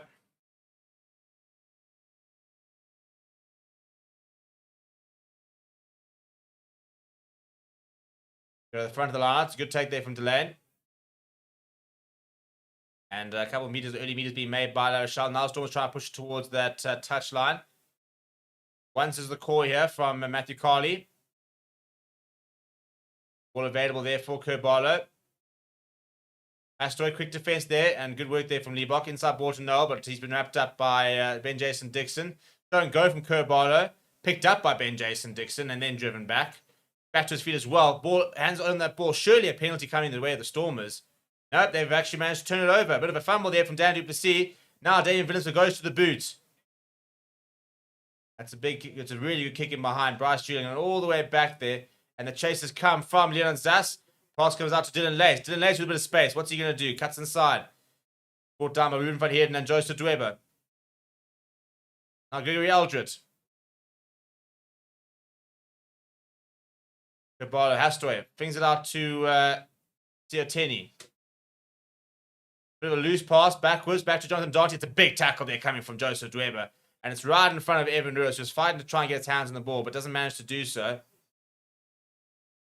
Good hands from La Rochelle. Now lofts the pass over the top towards Dylan Lace. Has to come in field to collect it. Damien Willemse there to try and make the tackle. Does make the tackle. Back on the own 10-meter line here are La Rochelle. Really good pressure this from the Stormers. Hastoy not too much on. Goes to the boot. Wargeland there. Right, what does he decide to do this time? He's got Mani Liebach to his left. Shaping up to run here is Wargeland. Inside ball to Mani Liebach. Mani Liebach through a bit of space. Mani Liebach almost anything's through.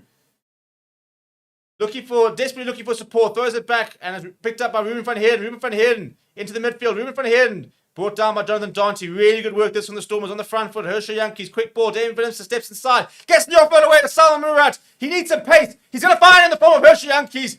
Herschel will go over.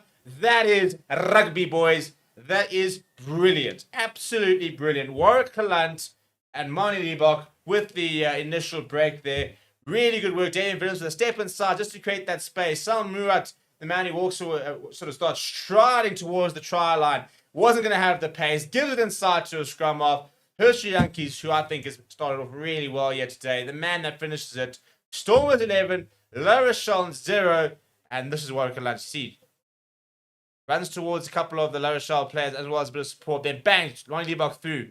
Brought down by Hastoy. Just lobs it back towards a bunch of Stormers players, hoping that it's going to fall to somebody. Ruben van Heerden there. Inside ball from Damien Willemse. So good to Salman Murat. He assesses his options. Eventually gives it to Herschel Yankees, who's got nobody in front of him.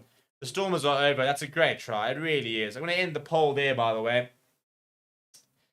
And 262 votes there. And I want to ask, should Herschel Yankees get a Springbok recall? Interesting to see what people are saying based on what we've just seen today. I'll tell you what, we saw an absolute masterclass by Ambrose Pierre earlier for the Bulls. Look at some of the comments saying, is Clayton injured? If you're talking about Blommetjies, I don't actually know. I actually haven't had an injury report in a while, but I don't think he makes the side, to be fair. Right, but there we go. Should Herschel Yankees get a Springbok recall? Today, it very much looked like the Herschel of old, to be fair.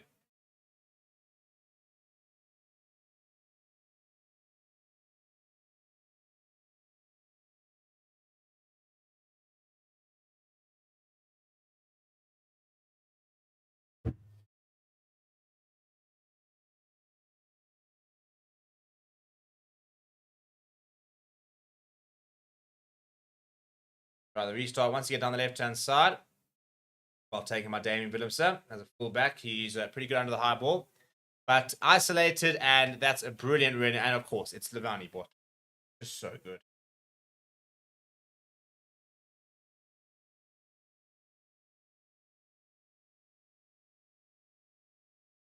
Very important win that with just over a minute left on the clock for Will Skelton. Right, 13 points to 0. Stormers do lead after the half an hour mark. And Chiba Daimani, oh, that's a big loss. Ben Jason Dixon. Yeah, I think in HIA, that's what I'd imagine. It's a big loss. Look, I mean, being able to bring on Chiba Daimani, Mr. Hibachi himself, is by no means a bad replacement. But Ben Jason Dixon's had a really good start to the game. Two very different players. Chiba Daimani with the flash, the pace, the skill set. Ben Jason Dixon was just with that sort of raw work rate. Francis says, my Billy Box kicking while he's 3 from 3 at the moment. They've all been pretty straightforward, but regardless, he is 3. Now Hastoy is going to have a shot at goal here and just run that clock down. Shot clock must be ticking down though. La Rochelle support. And yeah, very windy conditions. You can see by the hair, even the shirt being blown around there.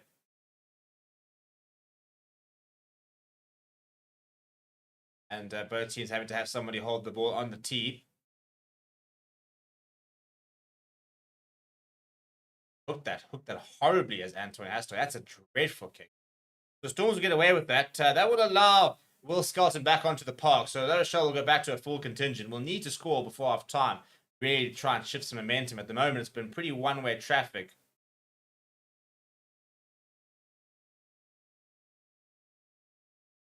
Will Skelton on. He's apologizing to somebody. I'm not sure who. I think it's the referee, Damien Willemse.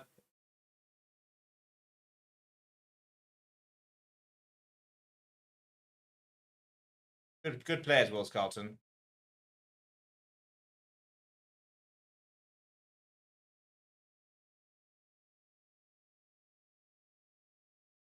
Right, lifted high there by Bryce Doolan. Jack Noel underneath it, well taken by Warwick Land. Gets away from Noel and manages to make a few yards as well. Now Ruben van Heerden. Ball available. Herschel Yankees goes to Debok. Debok goes to the boot and not entirely sure that was the plan. I think it was going for distance. Basically gone straight up and La Rochelle will look to counter-attack. Bryce Doolan sees a bit of space.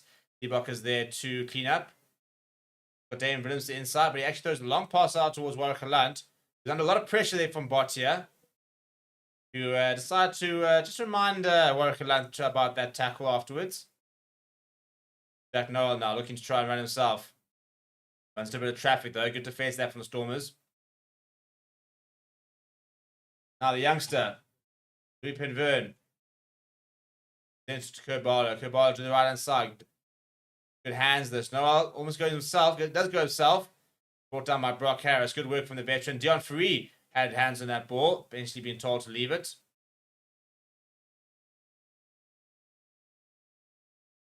Tonio, always a big strong carrier of the ball. Kerbala shaped a kick and then decided to go to Aldrit. Aldrit pops it up to Hastoy. And he gets it away to Skelton, who somehow managed to hold on to that. Good handling this here from La Rochelle. Tonio, good hands. Hands. Dion Free trying to rip the tackle. Does rip the ball in the tackle. Forces a knock on. That's very good work from Dion Free. A big period of the game that for La Rochelle. Probably the best they've looked so far with ball in hand. Getting over the advantage line. Going to the big ball carriers. And Dion Free managed to get his hands on that ball and ripping it in the tackle to create the knock on. Very, very good work by the veteran. 6 minutes left on the clock. And so far I've been very impressed with what I've seen from the Stormers side. They've really risen to the occasion. There's a wave going around the stadium, which is often a sign there's not much happening. So, a bit of a strange one. It doesn't actually look like it's being that well supported. People need to be engaged in the game here.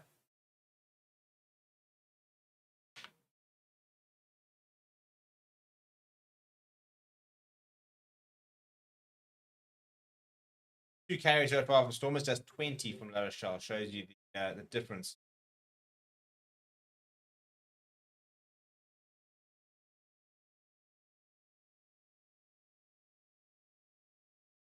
John Dobson, always a nervous watcher, watching on. Coach's box. And we're going to have another reset here. Scrums, not much stability, that must be said by them. That'll be something they'll need to improve in the second half. I'm sure the referee will have a word with both front rows.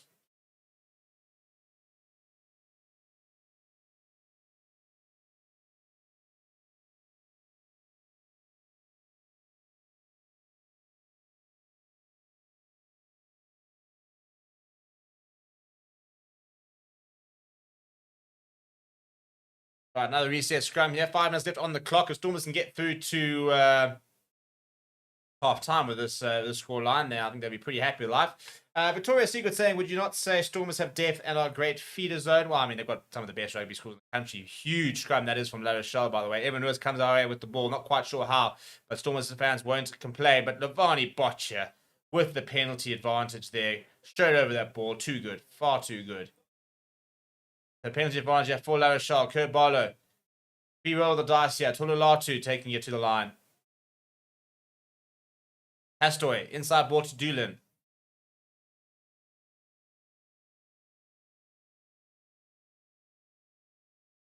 Bottier himself, the man who created this penalty. Penalty advantage once again.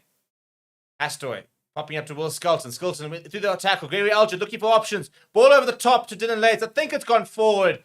Thought he was going to run in for a try. He's run in many a try in Cape Town. Not too many at the Cape Town Stadium because he would have run all those tries in at Newlands, which is no longer in use. I'm actually staying right by Newlands when I'm in Cape Town. If anybody cares, probably not, which is fair enough. But it will be a penalty. Interesting decision now for La Rochelle. Astor had a pretty dreadful kick early on. This is in front of the poles, much more straightforward. Do they want points here or do they want to get back into the game? Back into the game is the decision. They've gone to the corner here. We'll go into the corner. Astor will look for touch. Not looking for too much touch. I think very aware of how bad the wind is. So not looking for too much distance there. But I think the word impact on Botcher's scrum cap really sums him up as a player. Absolutely. One of the best in the world on the ground. Him, Quacka Smith, for example. Something like a Tommy Raffel is very good. So many players who just, once they're in that position, are absolutely top jacklers in and around the world. Sam Kane does it very well. Michael Hooper back in the day was arguably the best. Yard free for the Stormers.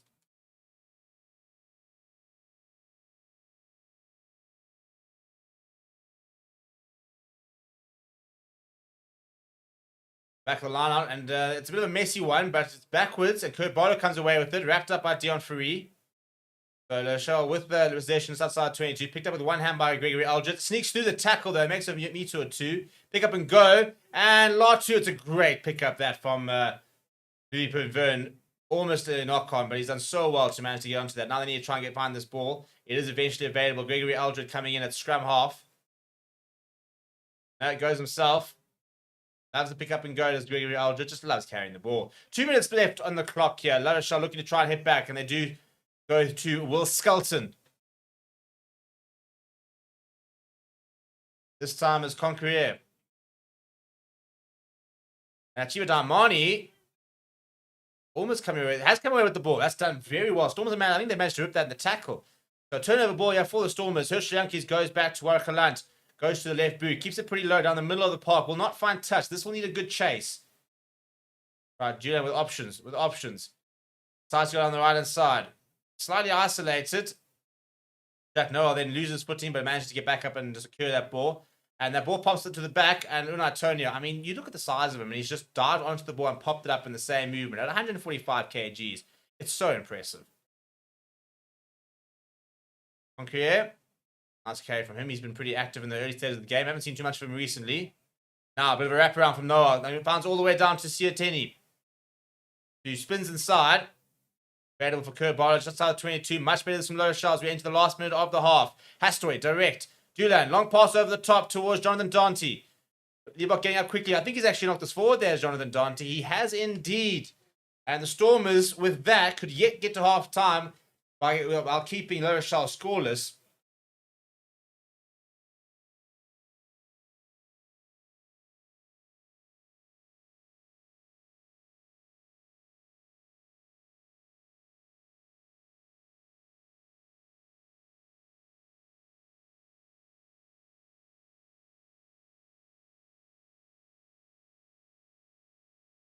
John Free once again down.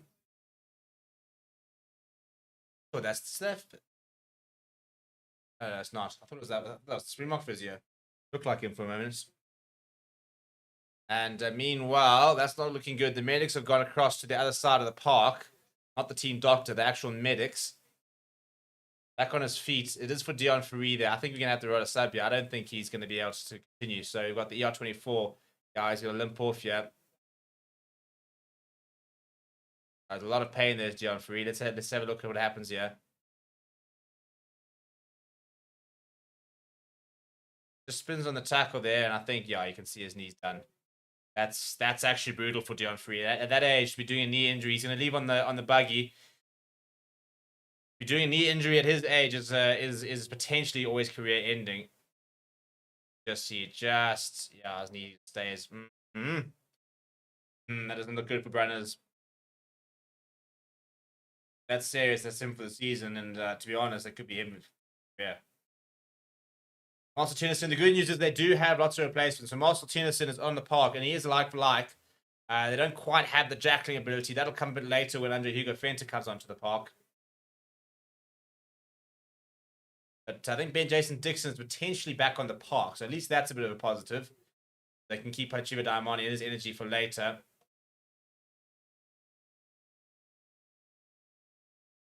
Right, and there goes Dion Free on the buggy. Not a good look. And hopefully that's not too serious and he can be back in amongst the mix quite soon.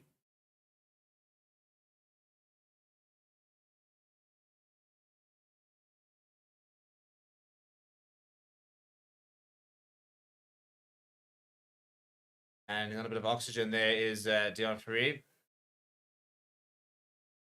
Pain.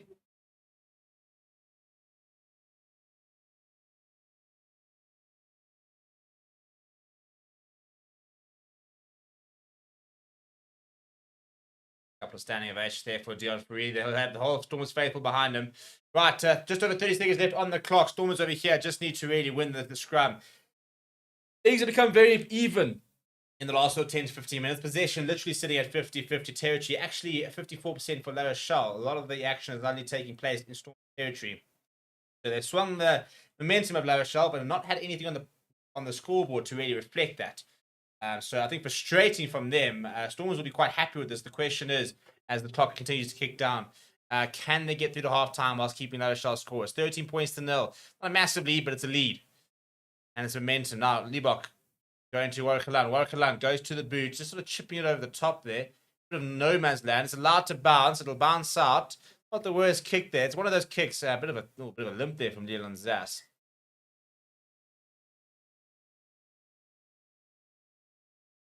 I think it was one of those kicks which was short enough to almost be competitive, but they have at least sort of gained about 30 or 40 yards. The clock has gone red, by the way. This will be the final play of the half.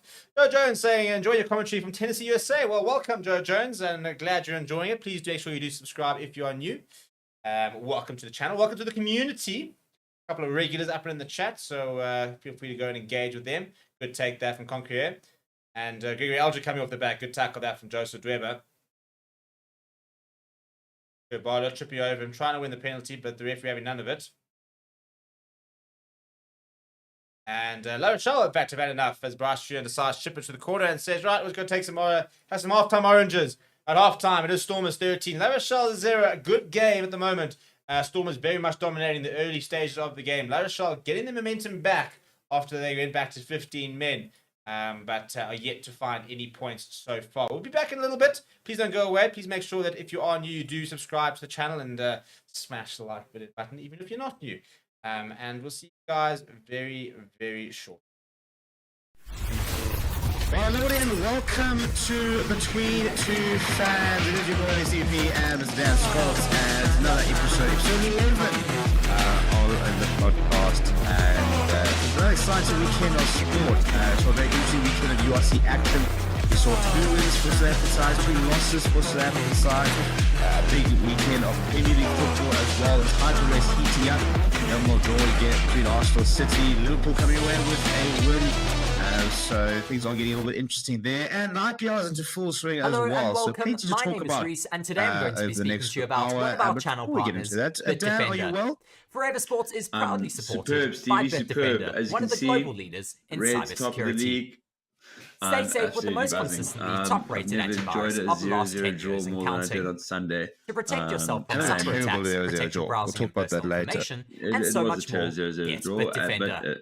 With BITDEFENDER's premium VPN, digital privacy and freedom is as easy as flicking on a light switch. Thank goodness Back, stream, and download without exposing a single byte of personal information. 75 minutes of pain, but unlock your favorite streaming sites and get access to content that you want to watch on up to 10 devices today. Quite the opposite for me. So effective, invisible, and amazingly affordable. Use the link in the description to get started. At least something which I can always make me smile is the predictions that we've got between us. So for those of you who don't know, myself and Dan make 3 predictions every single week, and we've got a running tally. Steve currently sitting with a classic bomb squad bench 6-2 lead at the moment. 6-2 splits. I'd say I wish you could make it 7-1, but unfortunately they're not negative points. Yeah, so I think probably a good thing for you. Yeah, it might warrant at this point. But right, so Dan, takes the predictions. Okay, well, Stevie, match 1 was actually Man City versus Arsenal, and it's a bit contentious. And I've forgotten kind of exactly what we said last time, but the match ended 0-0 as we previously alluded to. My prediction was 3-1. Yours was 2-0. So both 2-goal advantage. I think, are we calling that evens? Yeah, I think you have to call that a draw. Yeah. Then we're going to go Leicester versus Bulls. I mean, we've actually both had howlers, but I've had more of a howler. Yeah. I've gone Bulls by the end result was Leicester blowout win 47-14 versus the Bulls, who held their own in the first half, but kind of got blown away by the Irish Giants. Essentially, my prediction was Bulls by 3. Yours was Leicester by 7. So while this does tend to happen on this show, is both of us way off, but one the lesser of the wrong. So Stevie, congratulations. There is your point there. There we go. And then, unfortunately, that goes into an unassailable lead. But I did draw it level on the Sharks versus Edinburgh, where the result was Sharks 23, Edinburgh 13. So Sharks won by 10. My prediction was Sharks by 7. Your Sharks by 5. So I've edged it a little closer. I've stopped the momentum. Most importantly, I think that would have been 3 on the bounce. It would have been the bounce, yeah. From. So for me, it's a small win, Stevie. It's a small win. We keep it at the 6-2 split, and I'll slowly start regaining now. I think a little bit of confidence is coming back into me. The sun's coming out here in the UK. Is this? You know, things are changing. Turning of the tides. Yeah, turning of the tides. You descending there into winter. I'm coming out. I think I've just managed to hit that. You know, Easter weekend. Managed just to pump the brakes on. So it remains 6-2.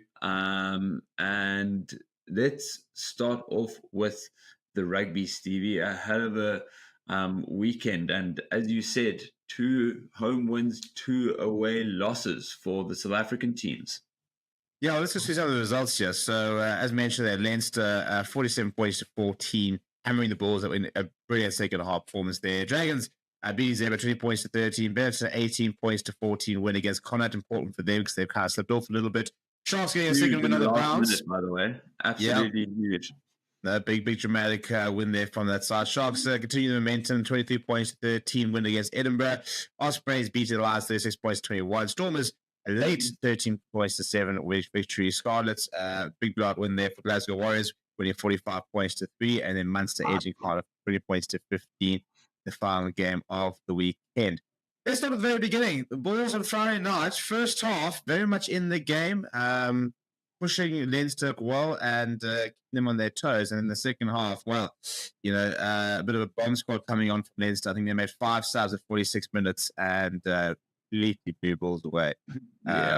It was. I saw Jake White's comments afterwards, kind of essentially saying respectfully to my team, but like kind of what would they expect? Not what were they expecting, but look who came on, like Jamie Gibson-Park, Jack Currie, Dan Sheehan. It's a bit of a joke. These are guys who have beaten the All Blacks in an away, test series and stuff like that. Like the pedigree that they have is ridiculous. So, I think fair play to the Bulls for sticking around for that long. But I think a massive point of the game was that red card. Stevie Currie obviously going over the whitewash, massive cover tackle from Leicester man. I mean, essentially head contact. Comes flying across and just a yellow card. I feel like everyone has unanimously said that it should have been a red. Are you in that park as well? Yeah, clear as day red. There was for me no mitigation. Luke McGrath comes in, his arms are nowhere. There's direct head contact. Massive L's being taken by some of the commentators who suggest that if Kurt Jarens had just gone in for a dive, then it wouldn't have been an issue. You're sitting there going, so he needs to run away from the defense to avoid being smashed in the head, and it's his fault. Yeah. That's not how this works. Some people even try to suggest that he should get a yellow for leaning with his elbow, and you go back and you look at the context and you think, no, there was absolutely nothing there. So the first thing Currie Arnson did was actually check that he was okay. That the player was okay. Like, don't come here with that Currie Arnson is malicious, because he's the least malicious rugby player on the circuit. But correct. That could have changed the game significantly, because at that stage, I think Bulls were leading 14 points to 12. Yeah. So a red card there would have made the game very interesting. Small point as well. There were 40 points to 12, but I think it was 13 point, whatever it was. But it would have actually been a penalty try, and Jan Christen actually missed the conversion. True. So had it been a red card, penalty try, extra 2 points, a man up as well. You look at the final score, 47 points to 14, and you think that it wouldn't have made a difference. But at that stage of the game, whether they would have won, who knows? But it would have been closer. They definitely would have been closer. Could they have come away with a losing bonus point, for example? Those sort of small margins. And so, I think it was a very significant moment. Makes it very frustrating that although it is funny how so many South African fans who've been calling for, how easily red cards are dished out and they hate like the Premier red card and stuff like that. But as soon as something like this happens, everyone's out ready for the Reds. Hello everyone, and welcome to Forever Sports. And it's been very frustrating looking at like Super Rugby, for example, and how badly they just don't take head contact seriously. Everything that we and this is one of those is available for free and always will be. To help us continue delivering high quality content, as well as expanding our coverage, we ask you to consider supporting the channel by becoming a channel member. As part of the Forever Sports Members Club, you will gain access to select perks, such as exclusive stickers and emojis to use during our watch-alongs and live streams. Stevie, let's get the second You'll also gain early access to premium content, as well as have your name listed on the channel under channel members. We strive to deliver quality content that is unmatched by other channels, and are always looking to take things up another level. And our members give us the chance to do this. They've kind of It is thanks to our members and other support that we get from our fans that we are able to deliver campaigns such as the France 2023. Yeah, look, and this is the point. We'll look at the table, and it's just so incredibly close that one win, one loss, for example, can move you from a 6 to 11 like that. Literally, there'd be 3 points between 7 and 6 and 11. Lawrence is a really good job, to be honest. I there were a couple of off-track decisions their way, especially that which we did score about 3 minutes later, which for me was also clear guard and stuff like that. But just couldn't really momentum. A bit of a fight back towards the end, but I mean, you started so poorly. And we were always kind of chasing the game. And I think that we definitely missed us. And I said, Kanye didn't quite have that sort of scrum set piece to move to. Regain band for him, yeah, two he does tackle school. Again, and you look at that tackle school. Not to attend tackle school, by the way. Yeah, I'd rather just take it a week off. Thanks, boys. Like, I love that. It's just like they give them the option. Like, someone will be like, no, I'm fine. I'm not a tackle those shits, boys. But yeah, I mean, I look at his part, and yeah, I think the Lord is. I mean, he came up with the line, and he's on his knees. He's up on the tackle, but he's actually on his knees making the tackle. You look at like Luke McGraw, he's standing straight up, like flying, no shit, no arms, no shit, nothing. Like, and he'll play this week, he can play this weekend. It's all difficult because it Hello in real and welcome. time, My name is Reese, and today I'm going to be speaking to you about one of our channel partners, BITDEFENDER. Forever Sports is proudly supported by BITDEFENDER, one of the global leaders in cybersecurity. Flies in. I mean, I Stay still think safe it's a with the red, most consistently top-rated antivirus of the last 10 years and you counting. Can understand why to protect yourself from cyber attacks, protect your browsing and personal information, and so much more. He has tried to get down. It's just this guy just tapped the ball and picking it up off the ground. Privacy and freedom is as easy as clicking on a light switch. Bank, Bank, stream, and download without exposing a single byte of personal information. Yeah, I think he gets him lucky. I think if the player's tackling is upright, is more by the tackle, then he hammers him in sort of the chest downwards, and it's one of those effective, invisible, and amazingly affordable. The player is quite low downwards, which is where the contact is. Which is why I said, into the law. Hit contact, red card, which is fine if they're a week later, Luke McGraw, who's upright in the tackle, hammers Red Lawrence in the head, red card. Sure. But the inconsistencies that the fans hate. It's like that's a 5, it was like or 10 meter, space in between, and it was like fast. He shot up versus McGraw running cross field for like 50 meters and had every chance to get low. And then, every single chance to anticipate like how to, obviously he's going at full tilt, so it's hard to get out the way at the last moment, but still getting your body in a position to be able to make a tackle, at a legal height is that was an awful tackle. What's important. Absolutely. Chambo tackle. Stevie, so, I mean, happy days for me. I was following on my phone, just seeing, like, I saw 7-0. I was like, oh, cool. Must be 20 minutes into the game or 7-3. I was like 70 minutes into the game. I started sweating buckets a little bit, but a good showing in the end. Smash and grab, to be perfect. I think. But by good showing, I mean a good result. Good result, yeah. Like having rewatched the game, it just didn't look like it was flowing. I mean, you get so used to the Stormers just kind of scoring tries for fun and often conceding quite a few. So a non-typical low-scoring game in Stephen Kitsoff's return. My favorite moment of the match was when it was Kitsoff versus Frans van Haber. Frans van Haber getting the better of him, and I think that's must be their first ever competitive scrum against one another. Yeah, and the only one as well. Yeah, and just two giants. I mean, Frans van Haber being back in itself is just exciting. But yeah, just two giants. And now some rumors about Kitsoff coming back to the Stormers. All kind of happening in that world. But glad the Stormers got it done, because I think had we not, we would have been sucked into that chaos that is the log between kind of 6th and 8th place. We aren't out and just ahead completely, but it does put us in a good position in 5th as it currently stands.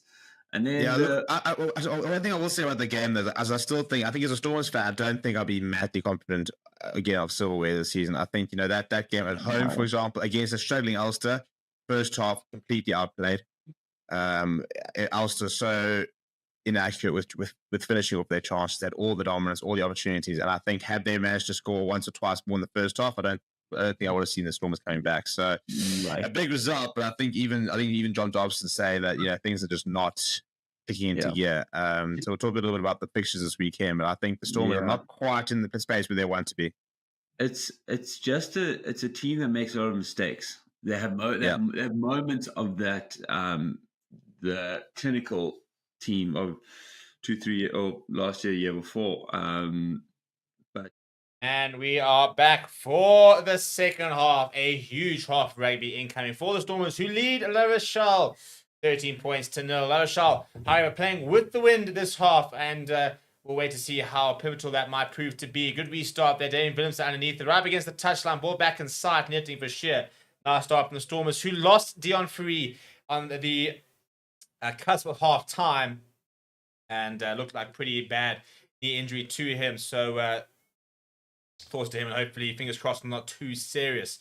But let's wait and see. So Stormers very much dominated the early stages of that first half.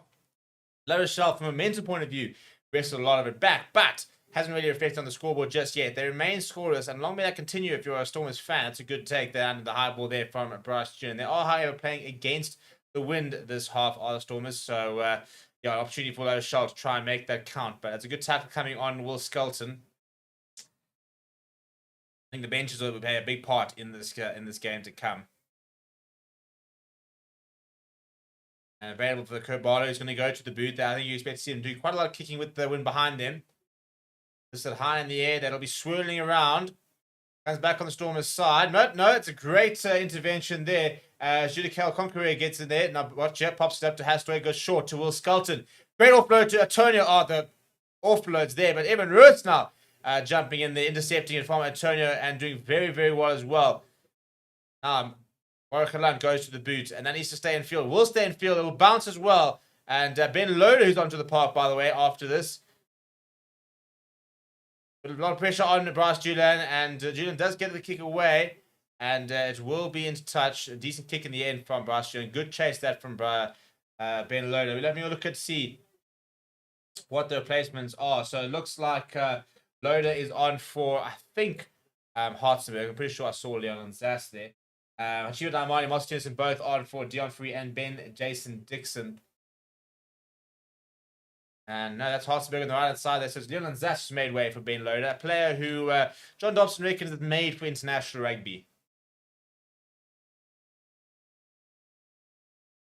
Obviously wants to play for England, not South Africa.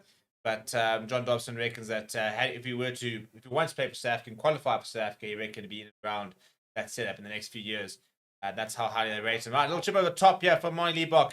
And Dan Duplessis doing really well to trip up Damien Williamson. A bit of a comedy of errors there from the centre pairing. But Moni Liebach with a return chip going to Warwick Halant now. Warwick Halant going himself. Slightly isolated. Needs a bit of support. Does come in the form of Slayman Hartzenberg, who gets there too late. But a penalty for Stormers there. Big let of that is from them. And they got a penalty on the halfway line. Hartzenberg was a little bit late getting to that ruck and didn't really stand a chance, really. And I did a poll earlier, and I said, does Hershey Yankees deserve a Springbok recall? The immediate reaction was no. But as I end the poll with 180 votes, in fact, a majority saying yes, he does. I think he's been very, very good today. And starting to sort of, I think, change people's opinions of him. I think he obviously burst into the scene. World Cup winner, got into that squad, scored at the World Cup. What a sort of time he had there. And then it's kind of since dropped off the radar. And admittedly, a year ago was not playing great rugby. Didn't make the World Cup squad despite us taking 4 scrum halves. But now, I think in the last sort of few months, I think we've seen a much better version of Hershey Yankees. The Hershey Yankees we've been waiting to see. And if he continues playing like that, I don't see why we can't see him playing rugby for the Springboks once again.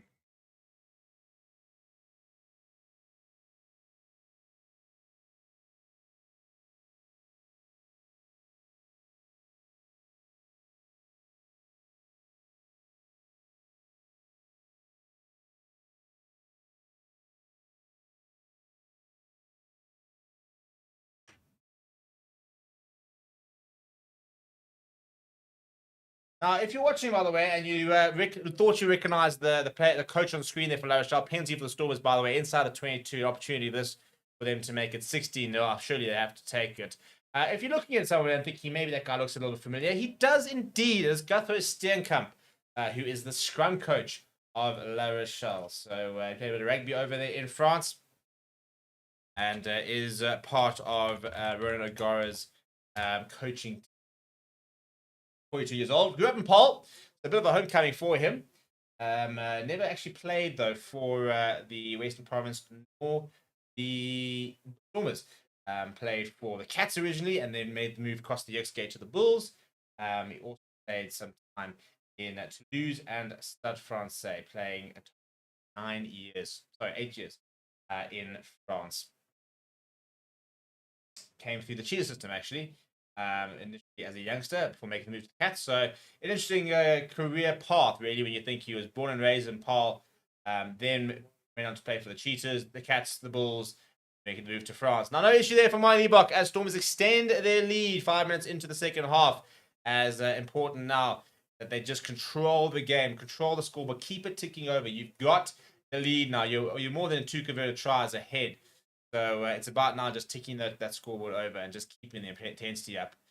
Restart going once again. Damien Williams looks like he'll probably go to the boot this time. Does go to the boot.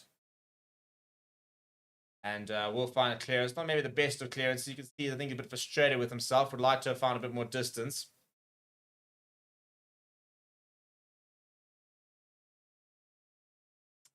A new poll. What are we thinking? What are we thinking here? What's a poll that we can put up here? If you have any suggestions for a poll, anything you would like to debate or have answered, let me know in the comments and I'll throw it up there. I'll give it 5 minutes, so I'll create one myself.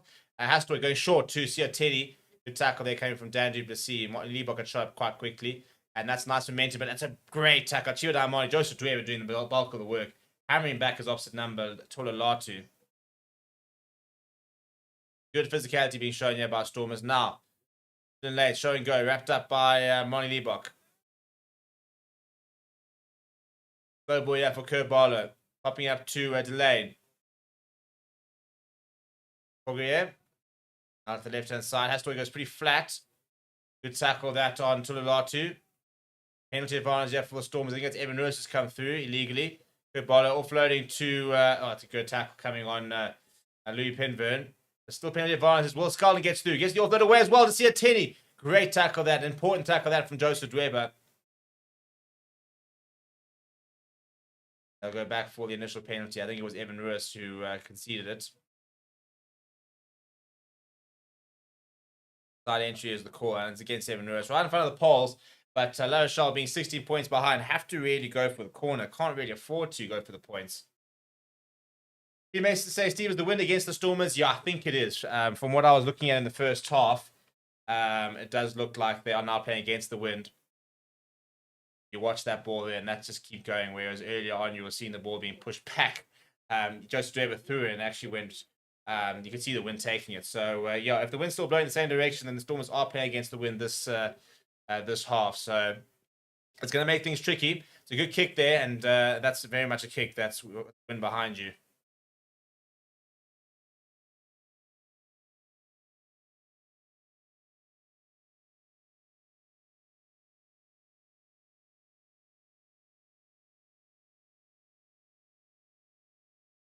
Right, France Maherba onto the park, by the way. It must be nice to be able to bring in one of, if not the best height heads in the world in the second half. Good take that from Delane.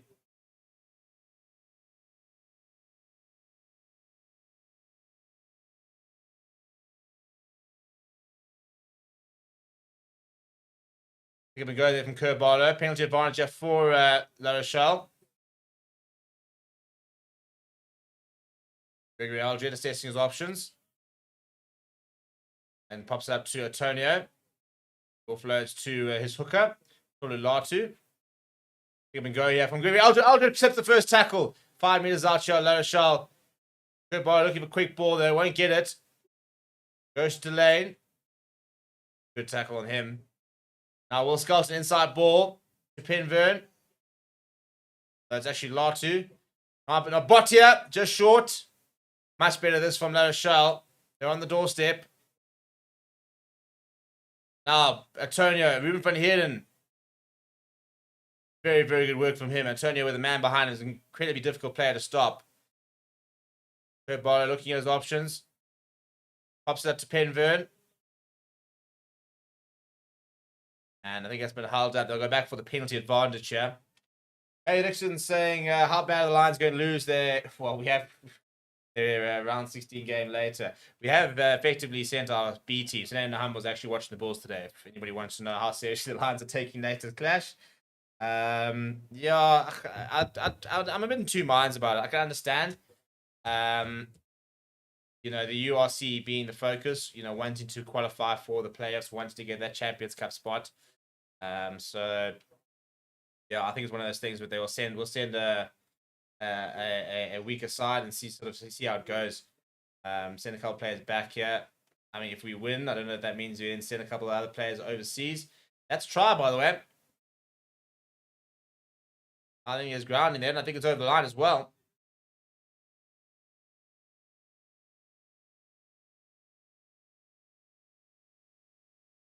Right, so a warning there for the Stormers, and it is a penalty. Well, it is a try sort of awarded. I think probably quite lucky in many ways, the Stormers. I think if they had gone back for the penalty advantage and they could see another one, they could have lost a man to the bin. So, as much as a try is never a good thing, probably as good of a thing as possible in terms of conceding a try, because I think one more penalty and they would have lost a man to the bin. Just didn't quite have it in them to stop it. It was Marcel Tennyson in front of them. So I think the Lions would probably play this team. If they were to win, they'd probably play the same team. And then you look at maybe the semi-finals and you say, right, well, if we get to a semi-final, then maybe we look at actually having a go at it. But yeah, focus on the URC, try and get that top 8. I mean, it might be considered putting all your eggs in one basket, but I think it is the best basket to back. Got a good home period coming up. The likes of Leinster probably send a weekend side. And if we get to those semi-finals, they're in May. So you kind of have a few weeks of URC to kind of understand exactly where you are.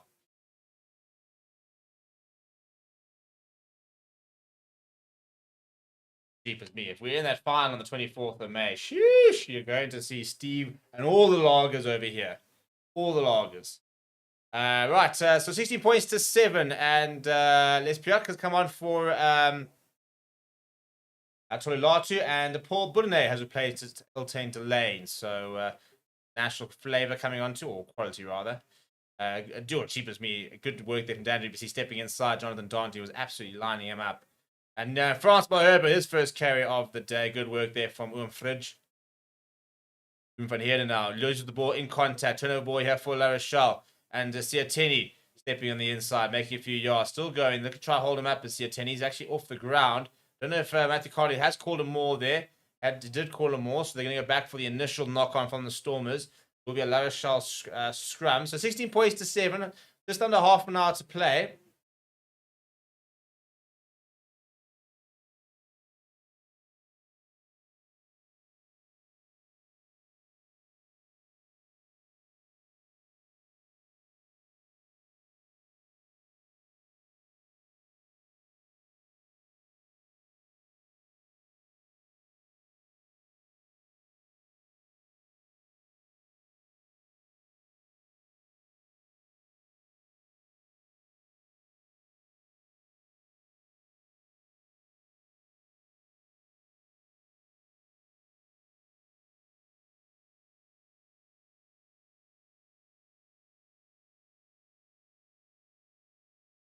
So scrum here. Matthew Dixon saying, we've also seen a B team and focus on the URC. If the Lions make it to the Challenge Cup final, they'll get whipped by the Sharks. That would be fun, wouldn't it be? Imagine a Lions Sharks final over in London. Kurt Barlow. That's good. Oh, there it is, straight through. Gives it away to Bryce Julian. This is where they're so dangerous. Jonathan Dante. Great intervention there from his Lehman Hartzenberg to palm that ball backwards. I think a penalty advantage there for La Rochelle. So all of a sudden, Stormers under a lot of pressure. And I think that could even be losing a man to the bin here. Scrum penalty. And it's against Brock Harris.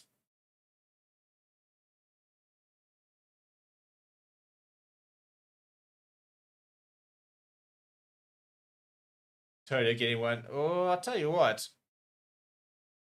I don't know what's going on with scrums, to be honest. Tonio's feet falling underneath him. I don't know if that's Brock Harris being pinged for scrumming in. what story is there.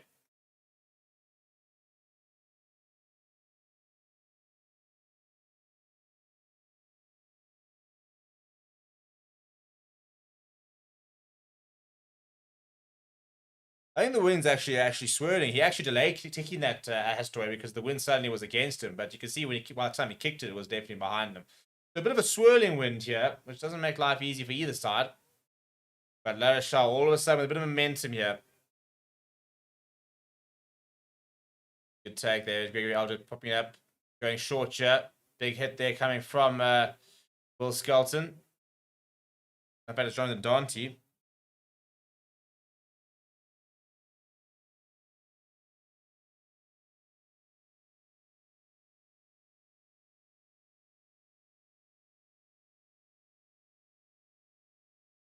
And a penalty there for La Rochelle right in front of the poles. Now, this could be interesting.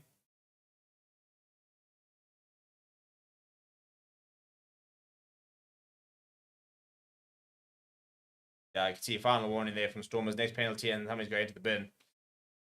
So, big moment here at the moment for the Stormers here. As you can see from Murat just saying, oh, he's disciplined. We cannot afford it. They go down to play it down. And I think it could be a long game. And they are going to take the points here, La Rochelle. It's the smart thing to do. They're right in front of the poles. And get yourself within a 7-point margin.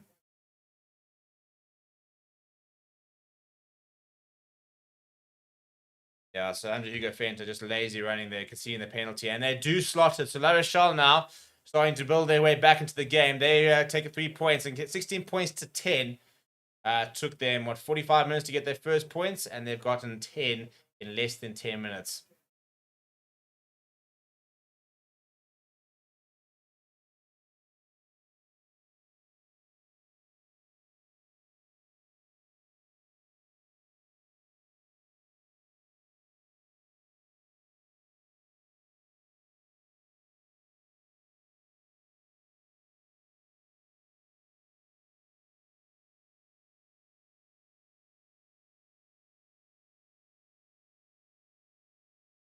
I think the turning of the wind has also turned the tides here. Stormers can't let that become a thing, though. They've got to just tell themselves that they just got to stick to the basics here. Keep it tight. Watch it underneath the restart there. Tackle coming from Achiva Daimani and Salman Murat. I don't know if it's Achiva Daimani or Bottia. I think Daimani has taken a head clash here. And this would be a disaster for the Stormers. They're already 2 men down. They don't really have a replacement for him.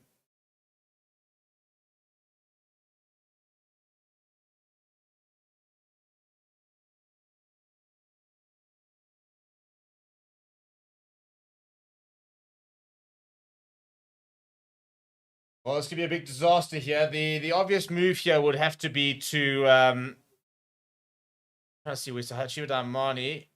Oh, yeah, it's friendly fire. It's as Salman Murat comes in to help the tackle, collides with Achiva Daimani. This is going to be the end of his game, I reckon.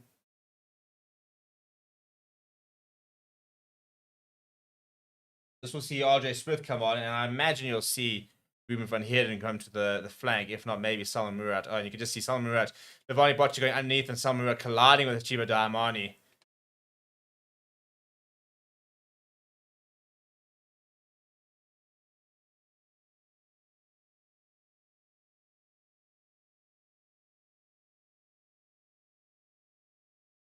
Guys, going to go off on a stretch here as Daimani.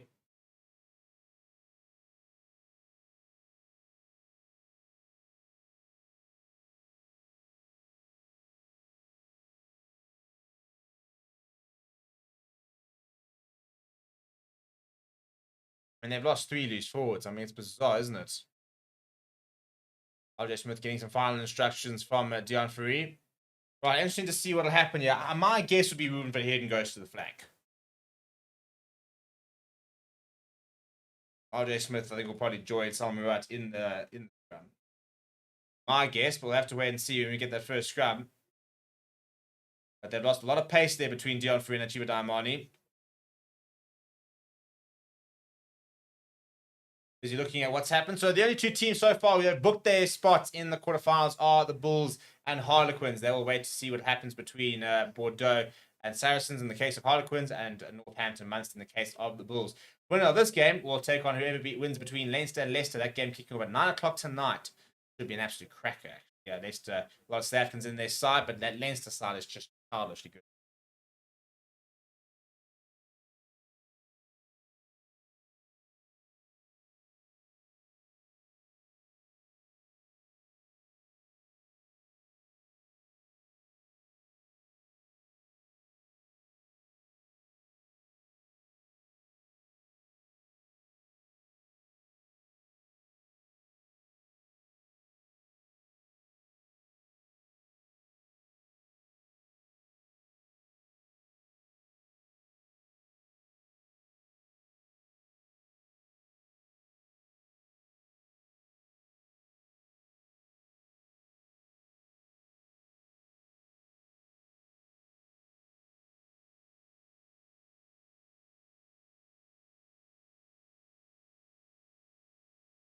I'm just looking at some of the highlights here. We're still trying to get Hachiba Diamani sorted. It's going to take a while. Got to get him on the stretcher and off the field as well. Looking at the try from Stormers. So well done by Marnie Liebach. Is that offload here?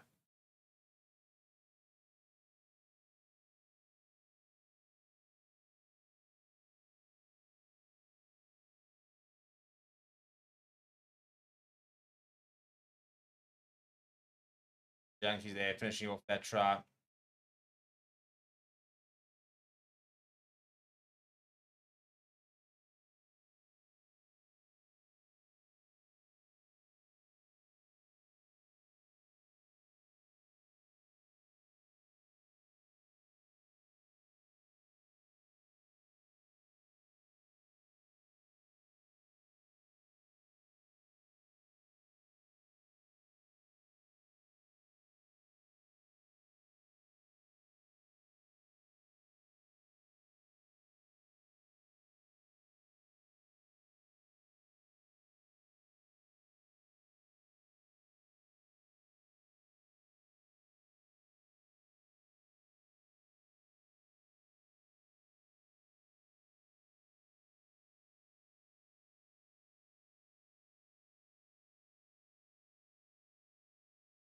Ball goes to Hastoy. Now bounding back underway. Very good kick that from Hastoy. 25 minutes left. Do the Stormers have enough in them? And nobody's giving me a poll, so I'm going to have to ask the big question. Will Stormers hold on to win?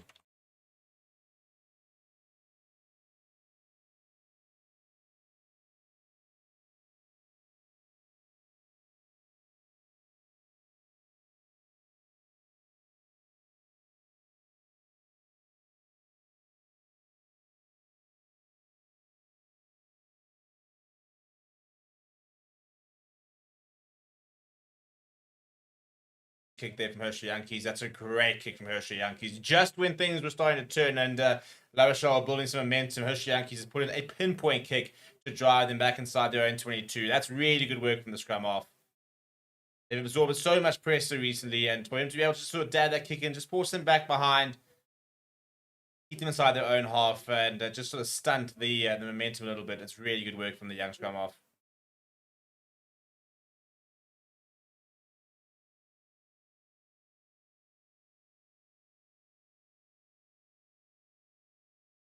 Take that from delayed.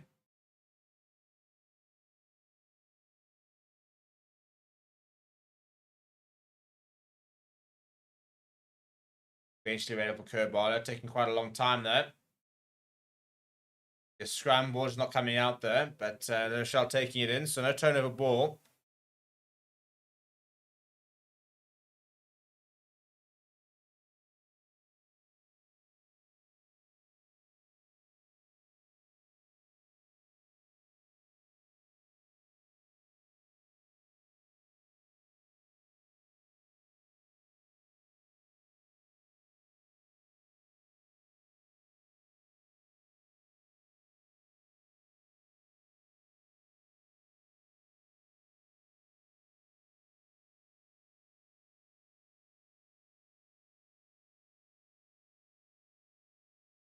Right.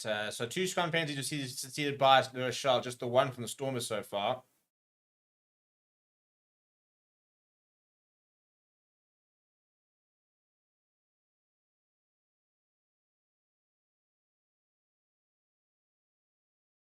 Big scrum there from Stormers, but they do manage to get it out. And Julian actually wants to get a bit of a run. Eventually goes to the boot. Very good kick as well. And Watchalong will not take it quickly. So Stormers back inside their own half. Good work there from Rochelle.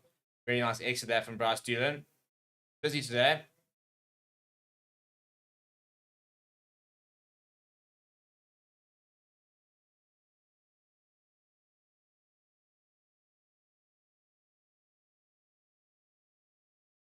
In terms of the bench for the Stormers, they've got Paul DeVette and Leon Lyons, the only players that haven't come on. And when it comes to Rochelle, there goes Antonio. So Joel Slavy coming on. It's not a bad replacement to have. He's just the 3rd replacement, though. So still Thomas Lavelle, Johan Tanga, Teddy Urbarum, and Alaya West available for La Rochelle. So they've got plenty of players they can still use.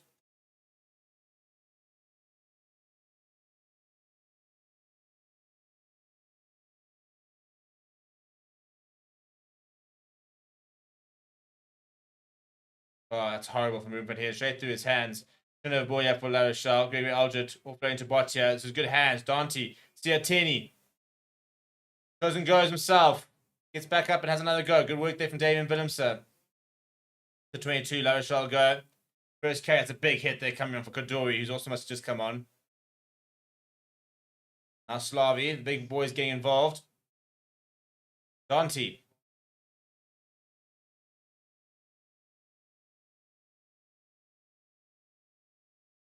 Slavy once again. Salamurat, by the way, is down, and that looks like a concussion again, by the way. This is ridiculous. That's going to be the 4th injury replacement. He's not happy at all. You can see Will Skelton was the man actually holding him down, saying, "Don't move, mate. Just stay." And that's going to be another replacement here for the Stormers. You've got a 6-2 split, and yet are going to run out of forwards here.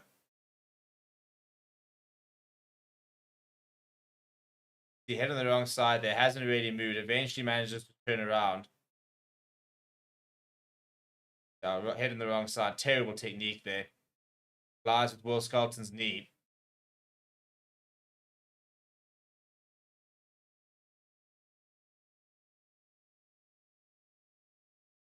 That's another man to the bench. I don't know what the Stormers are going to do here. The only person I said, there's Paul DeVette and Leon Lyons left. That's all they've got on the bench there, and all their replacements or injury replacements.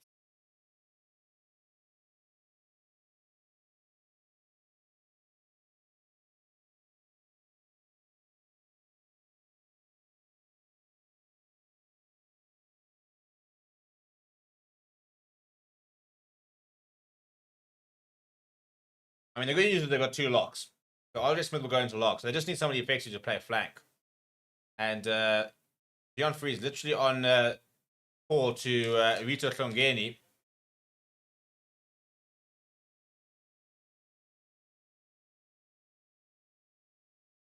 Well, I'm not much of a lip reader there, but the word from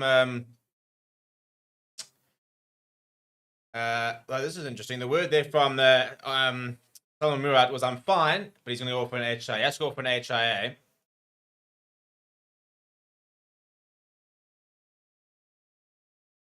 This is a good decision, actually. Joseph Davis back on. Andrew Hugo Fenter will go to the flank. Much better idea. And RJ Smith goes. So actually, it's a pretty settled pack then, to be fair, because Andrew Hugo Fenter has played a lot of rugby on flank.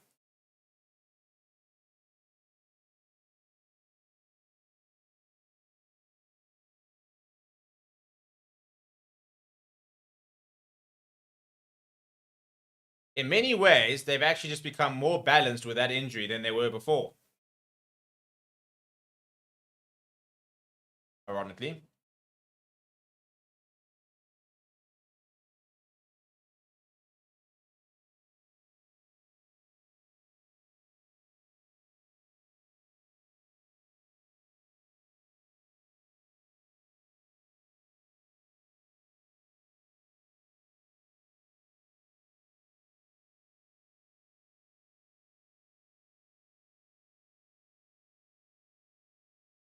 Right, so scrum here. Low shot ball. Pretty good scrum actually early on from the Stormers. More settled, but then a bit of a shove came from the Stormers. Now Kerbalo. Long pass out wide to Jack Noel. Cuts inside of Watchalong. He's brought down by Damien Willemse. Andrew Hugo Fenders there trying to rip the ball. Kerbalo goes left side. Big hit there from on Slavi. From RJ Smith. Good work this from Lower Shah. They're on the doorstep here. Kerbalo. Alger, penalty advantage there for offside against the Stormers. Right in front of the poles as well. Botia. Penalty advantage, White.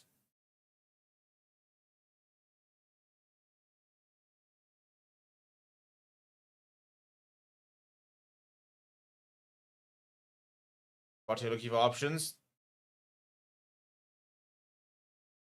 And Kerbalo's caught on the ball, but gets back up.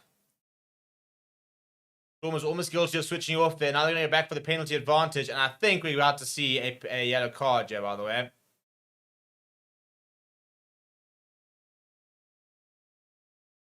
Anyone is the call. Is he going to get a card here? He did threaten to Matthew Carley early to bin the next player who sees a penalty. Yeah, and he's going to go to the bin. Massive, massive moment, this.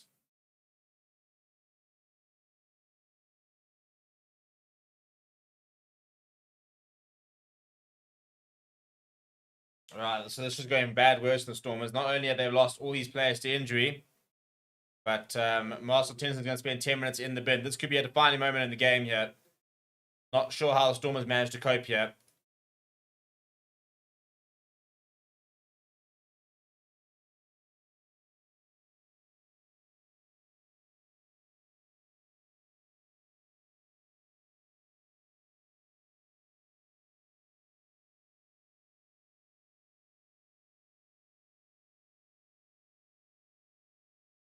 We're going to tap and go, yeah. Kerbalo. No, in fact, it's... the shots there now. It's totally, no, in fact, it's a replacement. Sorry, Quinton Laspiaco. Quick tap there from La Rochelle. Desperate defense now needed from the Stormers.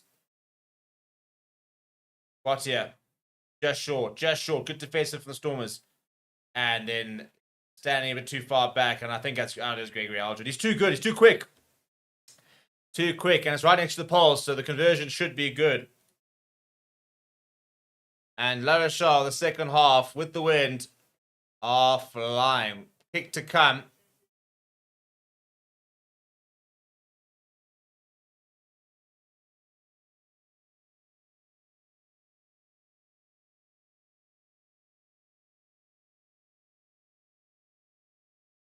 And La Rochelle, as I said, they had to wait 48 minutes, by the way. It was the first time they scored any points. And 13 minutes later, they actually lead the Stormers. So at 47 minutes, they were down 16-0. At 62, they are up 17-16. 1 point the difference. Now this gets interesting. Now this becomes, you take every point, every penalty, every sort of moment, every jackal is a potential match losing or match winning jackal. That's kind of where this kind of really gets exciting. 18 minutes to go. Nobody blink. Nobody can afford to make a mistake. And just so much on the line.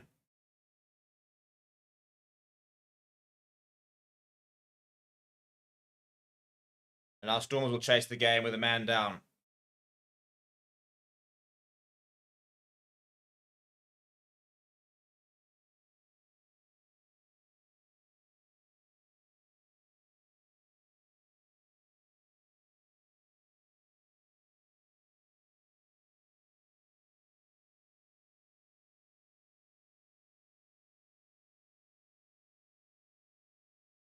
Good clearance there from Bryce Julian, who's really stepped into his own this half.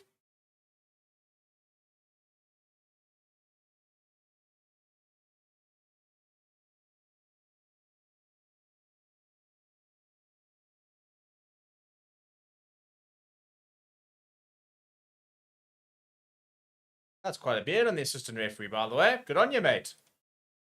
Right, ball in from Joseph Dreber. Interesting that he's still taking the throwing. It could actually go to either. Now Evan Ruiz. Storm is desperate to score the next points.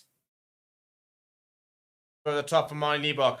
For Hartzenberg to chase. Well read by Julian. Hartzenberg's after him, and Julian does release it off his left boot to the hands of Ben Loader. Ben Loader is putting a bit of space on that right-hand side. Goes inside David Willems. David Willems is stepping on the outside. He's reeled in very well by Paul Boudinot. Push the Yankees, though. Sniping down the right-hand side. Pop it inside. Tell you what, that's like tackling a child for Will Skelton. Now back to Ruben van Heerden. Ruben van Heerden showing go. He pops it up to RJ Smith. Good hands this. And Francois Herbert throws a little bit of a dummy. Slightly isolated here. All available for Herschel Yankees. Liebach Science changes the direction. Throws out to Dan Duplessis. Dan Duplessis. Now a bit of a space over here. Gets the offload away to Hartzenberg. To Damian Phillipson. Phillipson, has he got the pace? Has he got the pace? Yeah, Breccia's got the pace. Damian Phillipson is over. The Storm is hit back. World class, and really good work there for Marnie Liebach, identifying the space, throwing it back to the right-hand side. Dan Duplessis looking up, heads up rugby, as they say, and bang, just creating that overlap. Sladen Hartzenberg with a good offload as well, and then Willems has got the pace to finish it. Huge moment in the game. With 14 men, the Stormers have hit back. 15 minutes to go, and there it was. That was Marnie Liebach throwing it back, saying, no, I'm seeing forwards that side, and there's the mismatch here. Bang, just draws in Bryce Julian, and then, I mean, Will Skelton's never really going to catch it, is it? Back in front. Oh dear. Having said that, they do want to have a check here.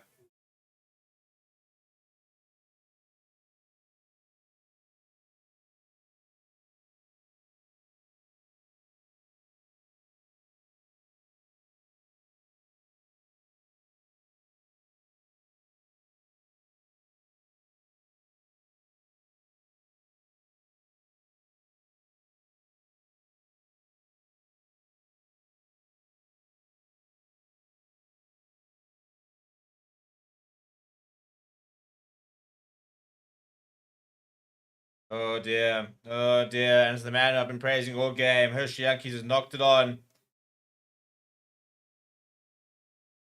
Oh dear, back for the knock on. I'll take it all back. What was a very well worked try is going to be chalked off.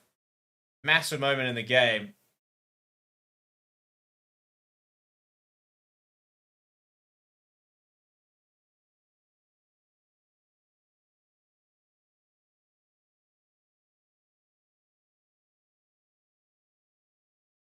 Right, so knock on here for La Rochelle. The good news is that there's 5 minutes left of the yellow card, so at least it brought it down a little bit, but that's a big massive moment in the game.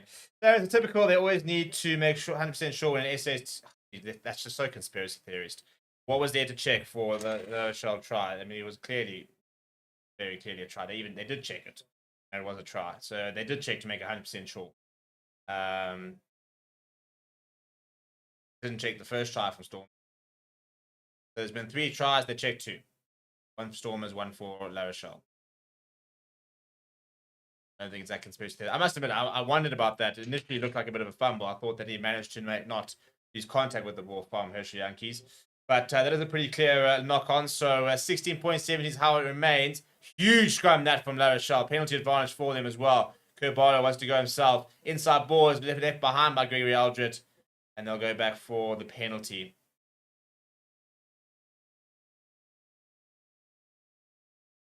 That's a good point. I don't know why. The score is 17-16. I'm trying to work out why our data provider hasn't picked that up. Let me try and change that manually. Very weird.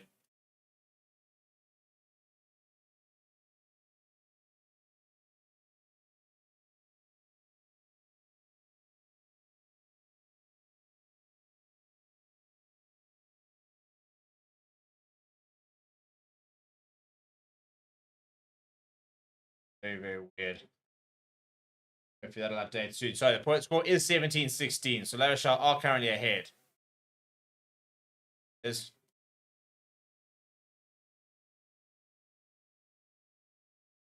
the score was displayed all completely on the screen.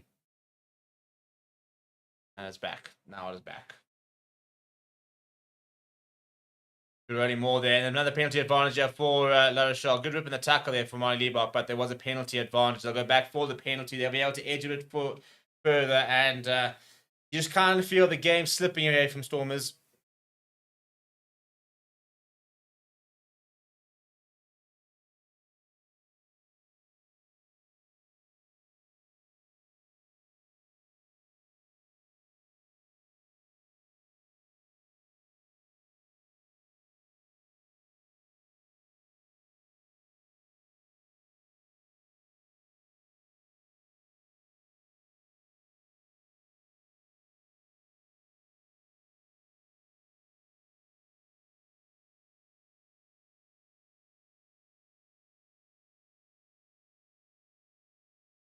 Thanks. Looking for the lineup here once again. Good take that from, I think it's just a replacement that's just come on. Thomas Laveau's on. And another penalty advantage here from the Stormers. Cannot keep giving away penalties like this. Keys, it's a wild check, considering that Herschel Yankees is literally the man who scored the first try and been one of the big reasons why the Stormers have been in the game. But that's a try for La Rochelle, and that could be it. Joel Slavy, the replacement tight head of all people, has gone over. And Stormers, who had a 16-0 lead 20 minutes ago, effectively, are now trailing by 6 points with the kick to come. You hate to see it, don't you? You hate to see it. I'll tell you what you do. What you don't hate to see is the fact that the scoreboard has started working again. Just 16 points to 22. That's what the score is currently now with the kick to come.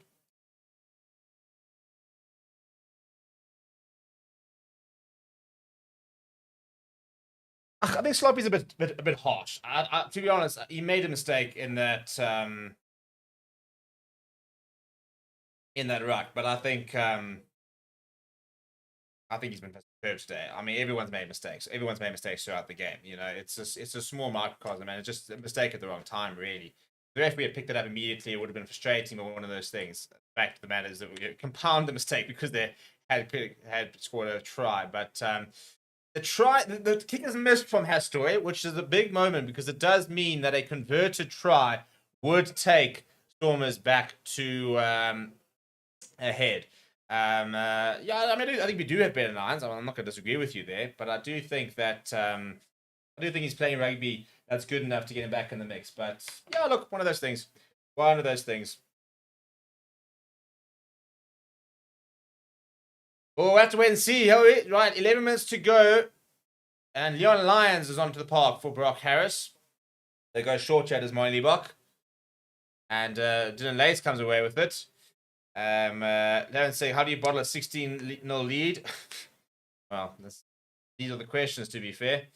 Brad says, to be fair, Leinster bottled a 19-0 lead against the same team. Yeah, you make a very good point. They are world-class, they are, La Rochelle. I think the wins definitely played a role in this half. Nah, fair enough, Keeks. You're allowed to be bleak. You're allowed to be bleak. I'd be bleak. If I was a Stormers fan, I'd actually be losing my shit right now, to be perfectly honest. I'm a Lions fan. I've kind of accepted that we're not winning later. We've sent our B team. I mean, we've got Richard Creel. Oh, sorry, Richard Creel is actually injured. We're supposed to have Richard Creel. He's never played 13 for us ever. A bit of a show and go from Dan Duplessis, but Jack Noel was privy to that. Makes a good tackle. I think Stormers have been guilty at just not controlling the game well enough in the second half. A little chip over the top there from Martin Liebach. No real chase. And Dylan Lace now with a bit of space. Going himself as Dylan Lace. The tackle does come from Paul de Vet. Gregory Alger kicked the ball ahead. And Warwick Lunt under a bit of pressure. He's also been good today, but he's so isolated there. I don't know how they're going to get this ball back. It is available. It's well played.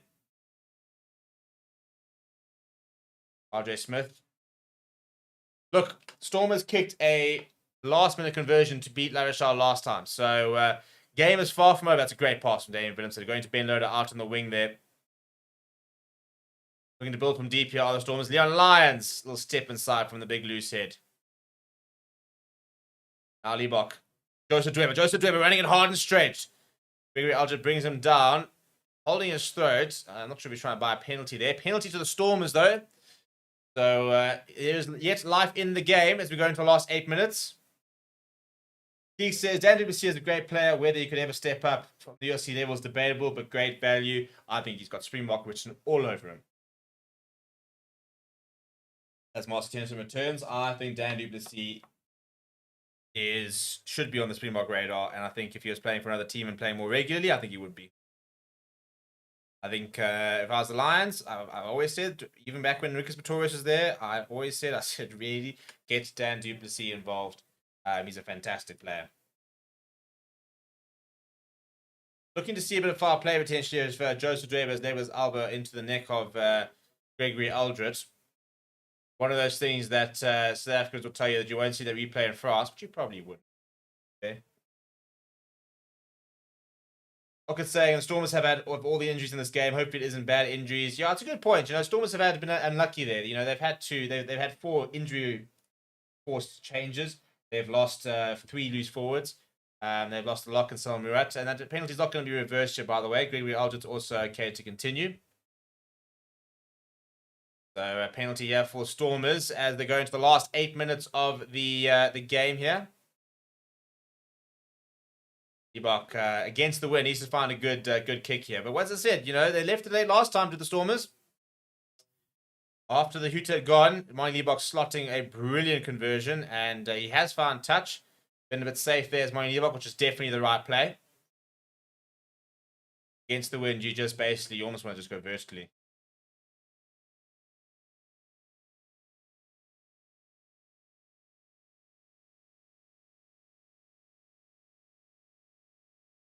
Yeah, good throw there from Joseph Dweber. Good line out for the Stormers. Paul de Beek going front football to Dan Duplessis. Good tackle that from Kobalo. Another penalty for the Stormers, though. Ebok acting as if he's going to take it quickly. You don't take it quickly. You continue downfield. This is going to be very close here. I could almost sense a late Stormers try. Whether Mani Ebok is able to convert it becomes the question,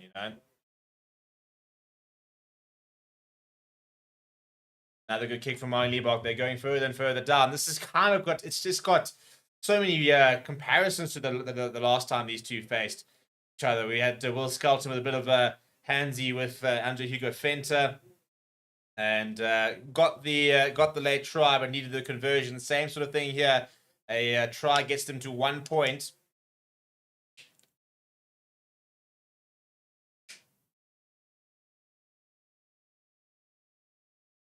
And Andre Hugo Fenter himself comes away with it. Good work there from Joseph Dweber. Just make sure nobody was able there to jackal. Dylan Lates had a go, but by the time he did, and that's good work there from Evan Lewis, really fighting through the tackle. Hasn't been turned over here by La Rochelle, though. Well, it's a penalty. It's a penalty. Damian Willemse not impressed. Clearly won the ball as the call. And I think Willemse very rightly turned around and basically said, where were you guys? Where were the forwards? Do you not want this?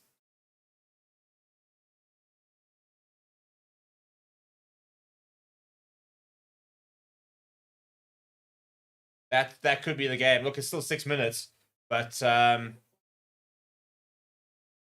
huge moment in the game there. All the momentum there. Now La Rochelle will be able to have their own line out inside their own half. But yeah, I think Damian Willemse has actually had a bit of a talking to, or given a bit of a talking to. I mean, Evan Lewis has fought so hard through that tackle, and just where is everybody? Damian Willemse is the first there. Look, and then eventually a player's arriving. I think Paul de Beek probably needs to get involved there. You've got to do everything you can to try and secure that ball. Evan Lewis has fallen the wrong way, which means you've got to overcommit and try and get that ball back. Right, Bryce Julian has left the park, which means that I assume Ohio West is onto the park. There he was. Is very, very exciting. As Ohio West obviously played quite a few tests for actually never played a test, ironically. Actually, now I think saying about, I think he played for the I suppose it was the All Blacks. But he's one of those players that left quite early to France in his career. Yeah, for about 6 years. I think he was basically in his prime when he left. This is a bit of a counter-attack here from the Stormers. Good work, this Ben Loader now. Going Dan Duplessis. 2-on-1 situation here. Dan Duplessis delayed the pass to Damian Willemse, who's going to go. Inside he goes. He's just short. There's no one around. Dylan Lates done it. No, it's a penalty advantage for the Stormers. This time, not getting it right. So close with Damian Willemse. Did so well to come inside. Yeah.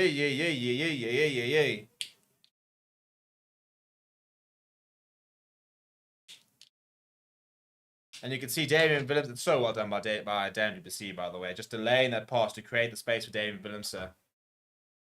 And a yellow card to Dylan Lates. Well, how's that for a bit of a spanner in the works for La Rochelle? He was the man trying to effect the steal. And in front of the home crowd, Dylan Lates, well, former home crowd, Dylan Lates gets shown a yellow card. And he will miss the final 4.5 minutes of the action here. Stormers now need to score. Bat, very importantly, have to get the conversion as well. Not enough, 5 points. Great take that from Watchalong. And then this is just good from Dan WBC. Just puts his head down and runs directly at Antoine Hastoy to try and draw the man there. Damian Willemse comes inside. Oh, he could have. Oh, my word. He's butchered it. I take it all back. He's completely butchered it. Paul de Vet was unmarked, open, and we would have gone over. And he would have been unmarked, so he would have gone under the poles. Oh, my word. I actually can't believe it. I thought that there was nobody there to pass him, but there was such a clear option there. Oh, dear, Damien. If you guys don't win this, that could come back to haunt him.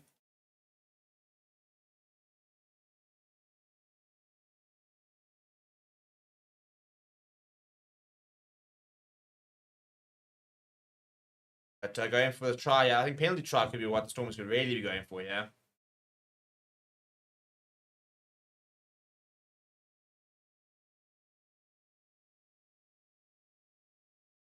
Hey, Damian Willemse, you better hope you guys win this game, because I cannot actually believe watching that replay. Oh, he didn't give that inside ball.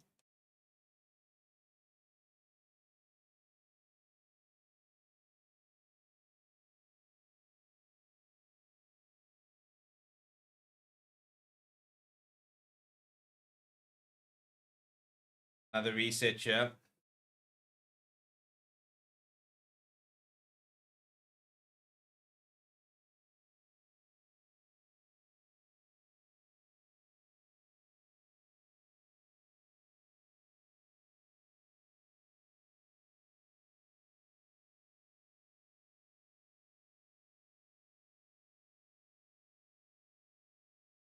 Oh dear, oh dear, oh dear, oh dear.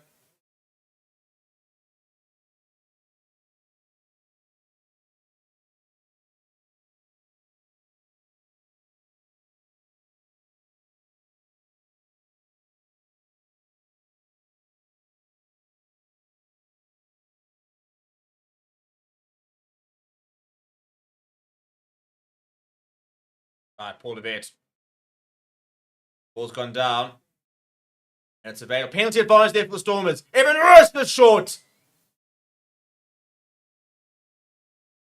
And now some fisticuffs here. Master Tennyson. Stormers cannot get involved in this. They cannot get involved in this. Have to keep their composure.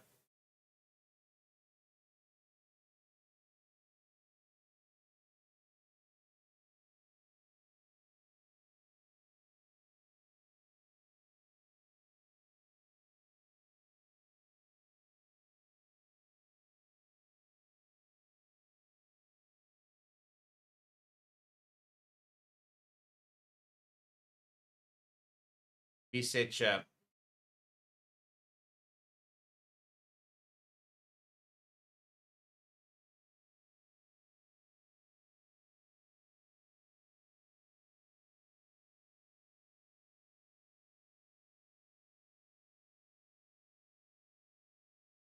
Two and a half minutes left. Oh dear, squeaky bum time if you're a Stormers fan.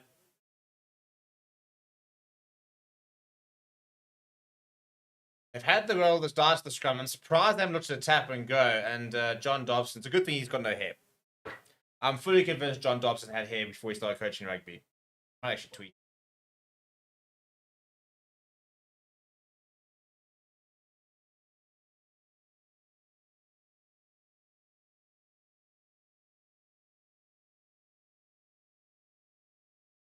Two minutes now, which is not the worst thing from a Storm's perspective if they score. If they score.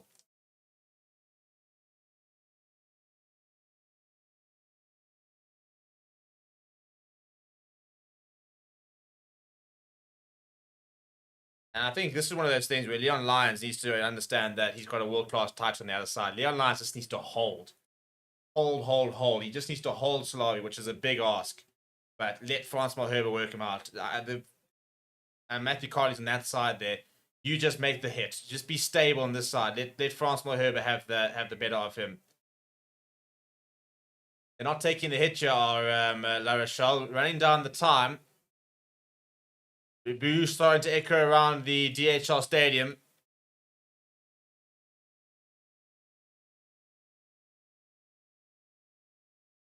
The 25,000 strong faithful. Packed in there. Another reset here. 90 seconds left on the clock.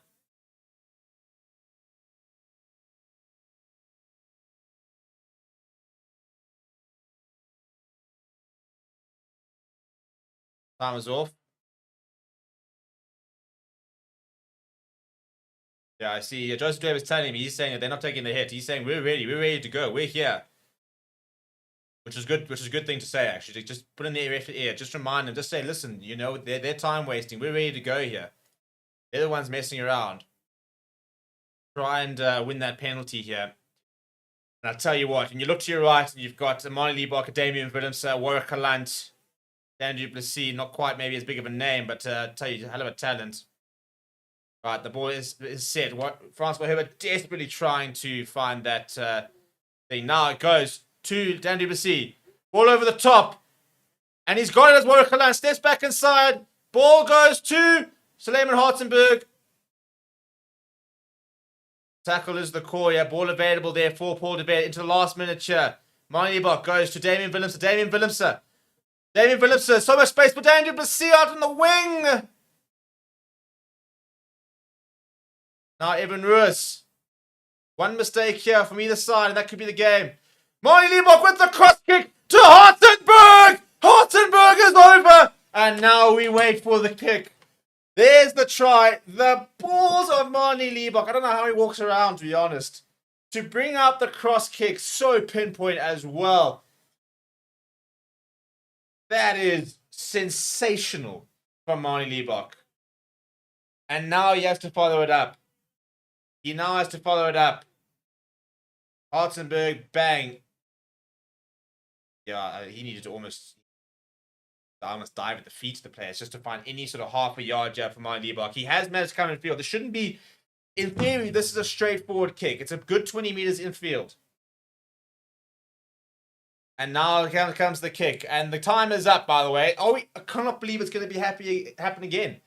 Mani Liebach once again, in fact, it's a lot more difficult than I thought it was. Mani Liebach once again, this is going to be the moment. Is he going to do it twice? Can he do it twice? 1 point behind. Kick to come. Mani Liebach, has he got the nerve?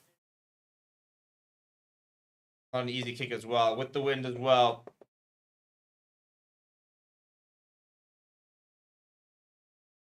Also bleeding on the back of his head there.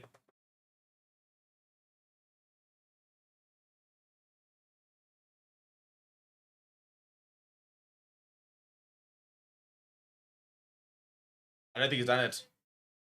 He's missed it.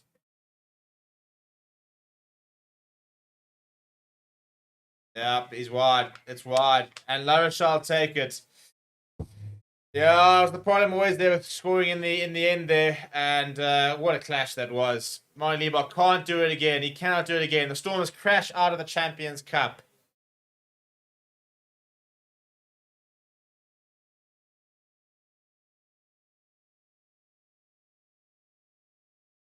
Well, there it is, ladies and gentlemen. Thank you very much for joining me. It's been fun. I'm going to send you over to Cull, who is taking you through Lions versus Benton. So if you really want to watch what a real South African side looks like and how it looks to go to a quarterfinal, stick around as the Lions B/C team do face Benton. People, that was good fun.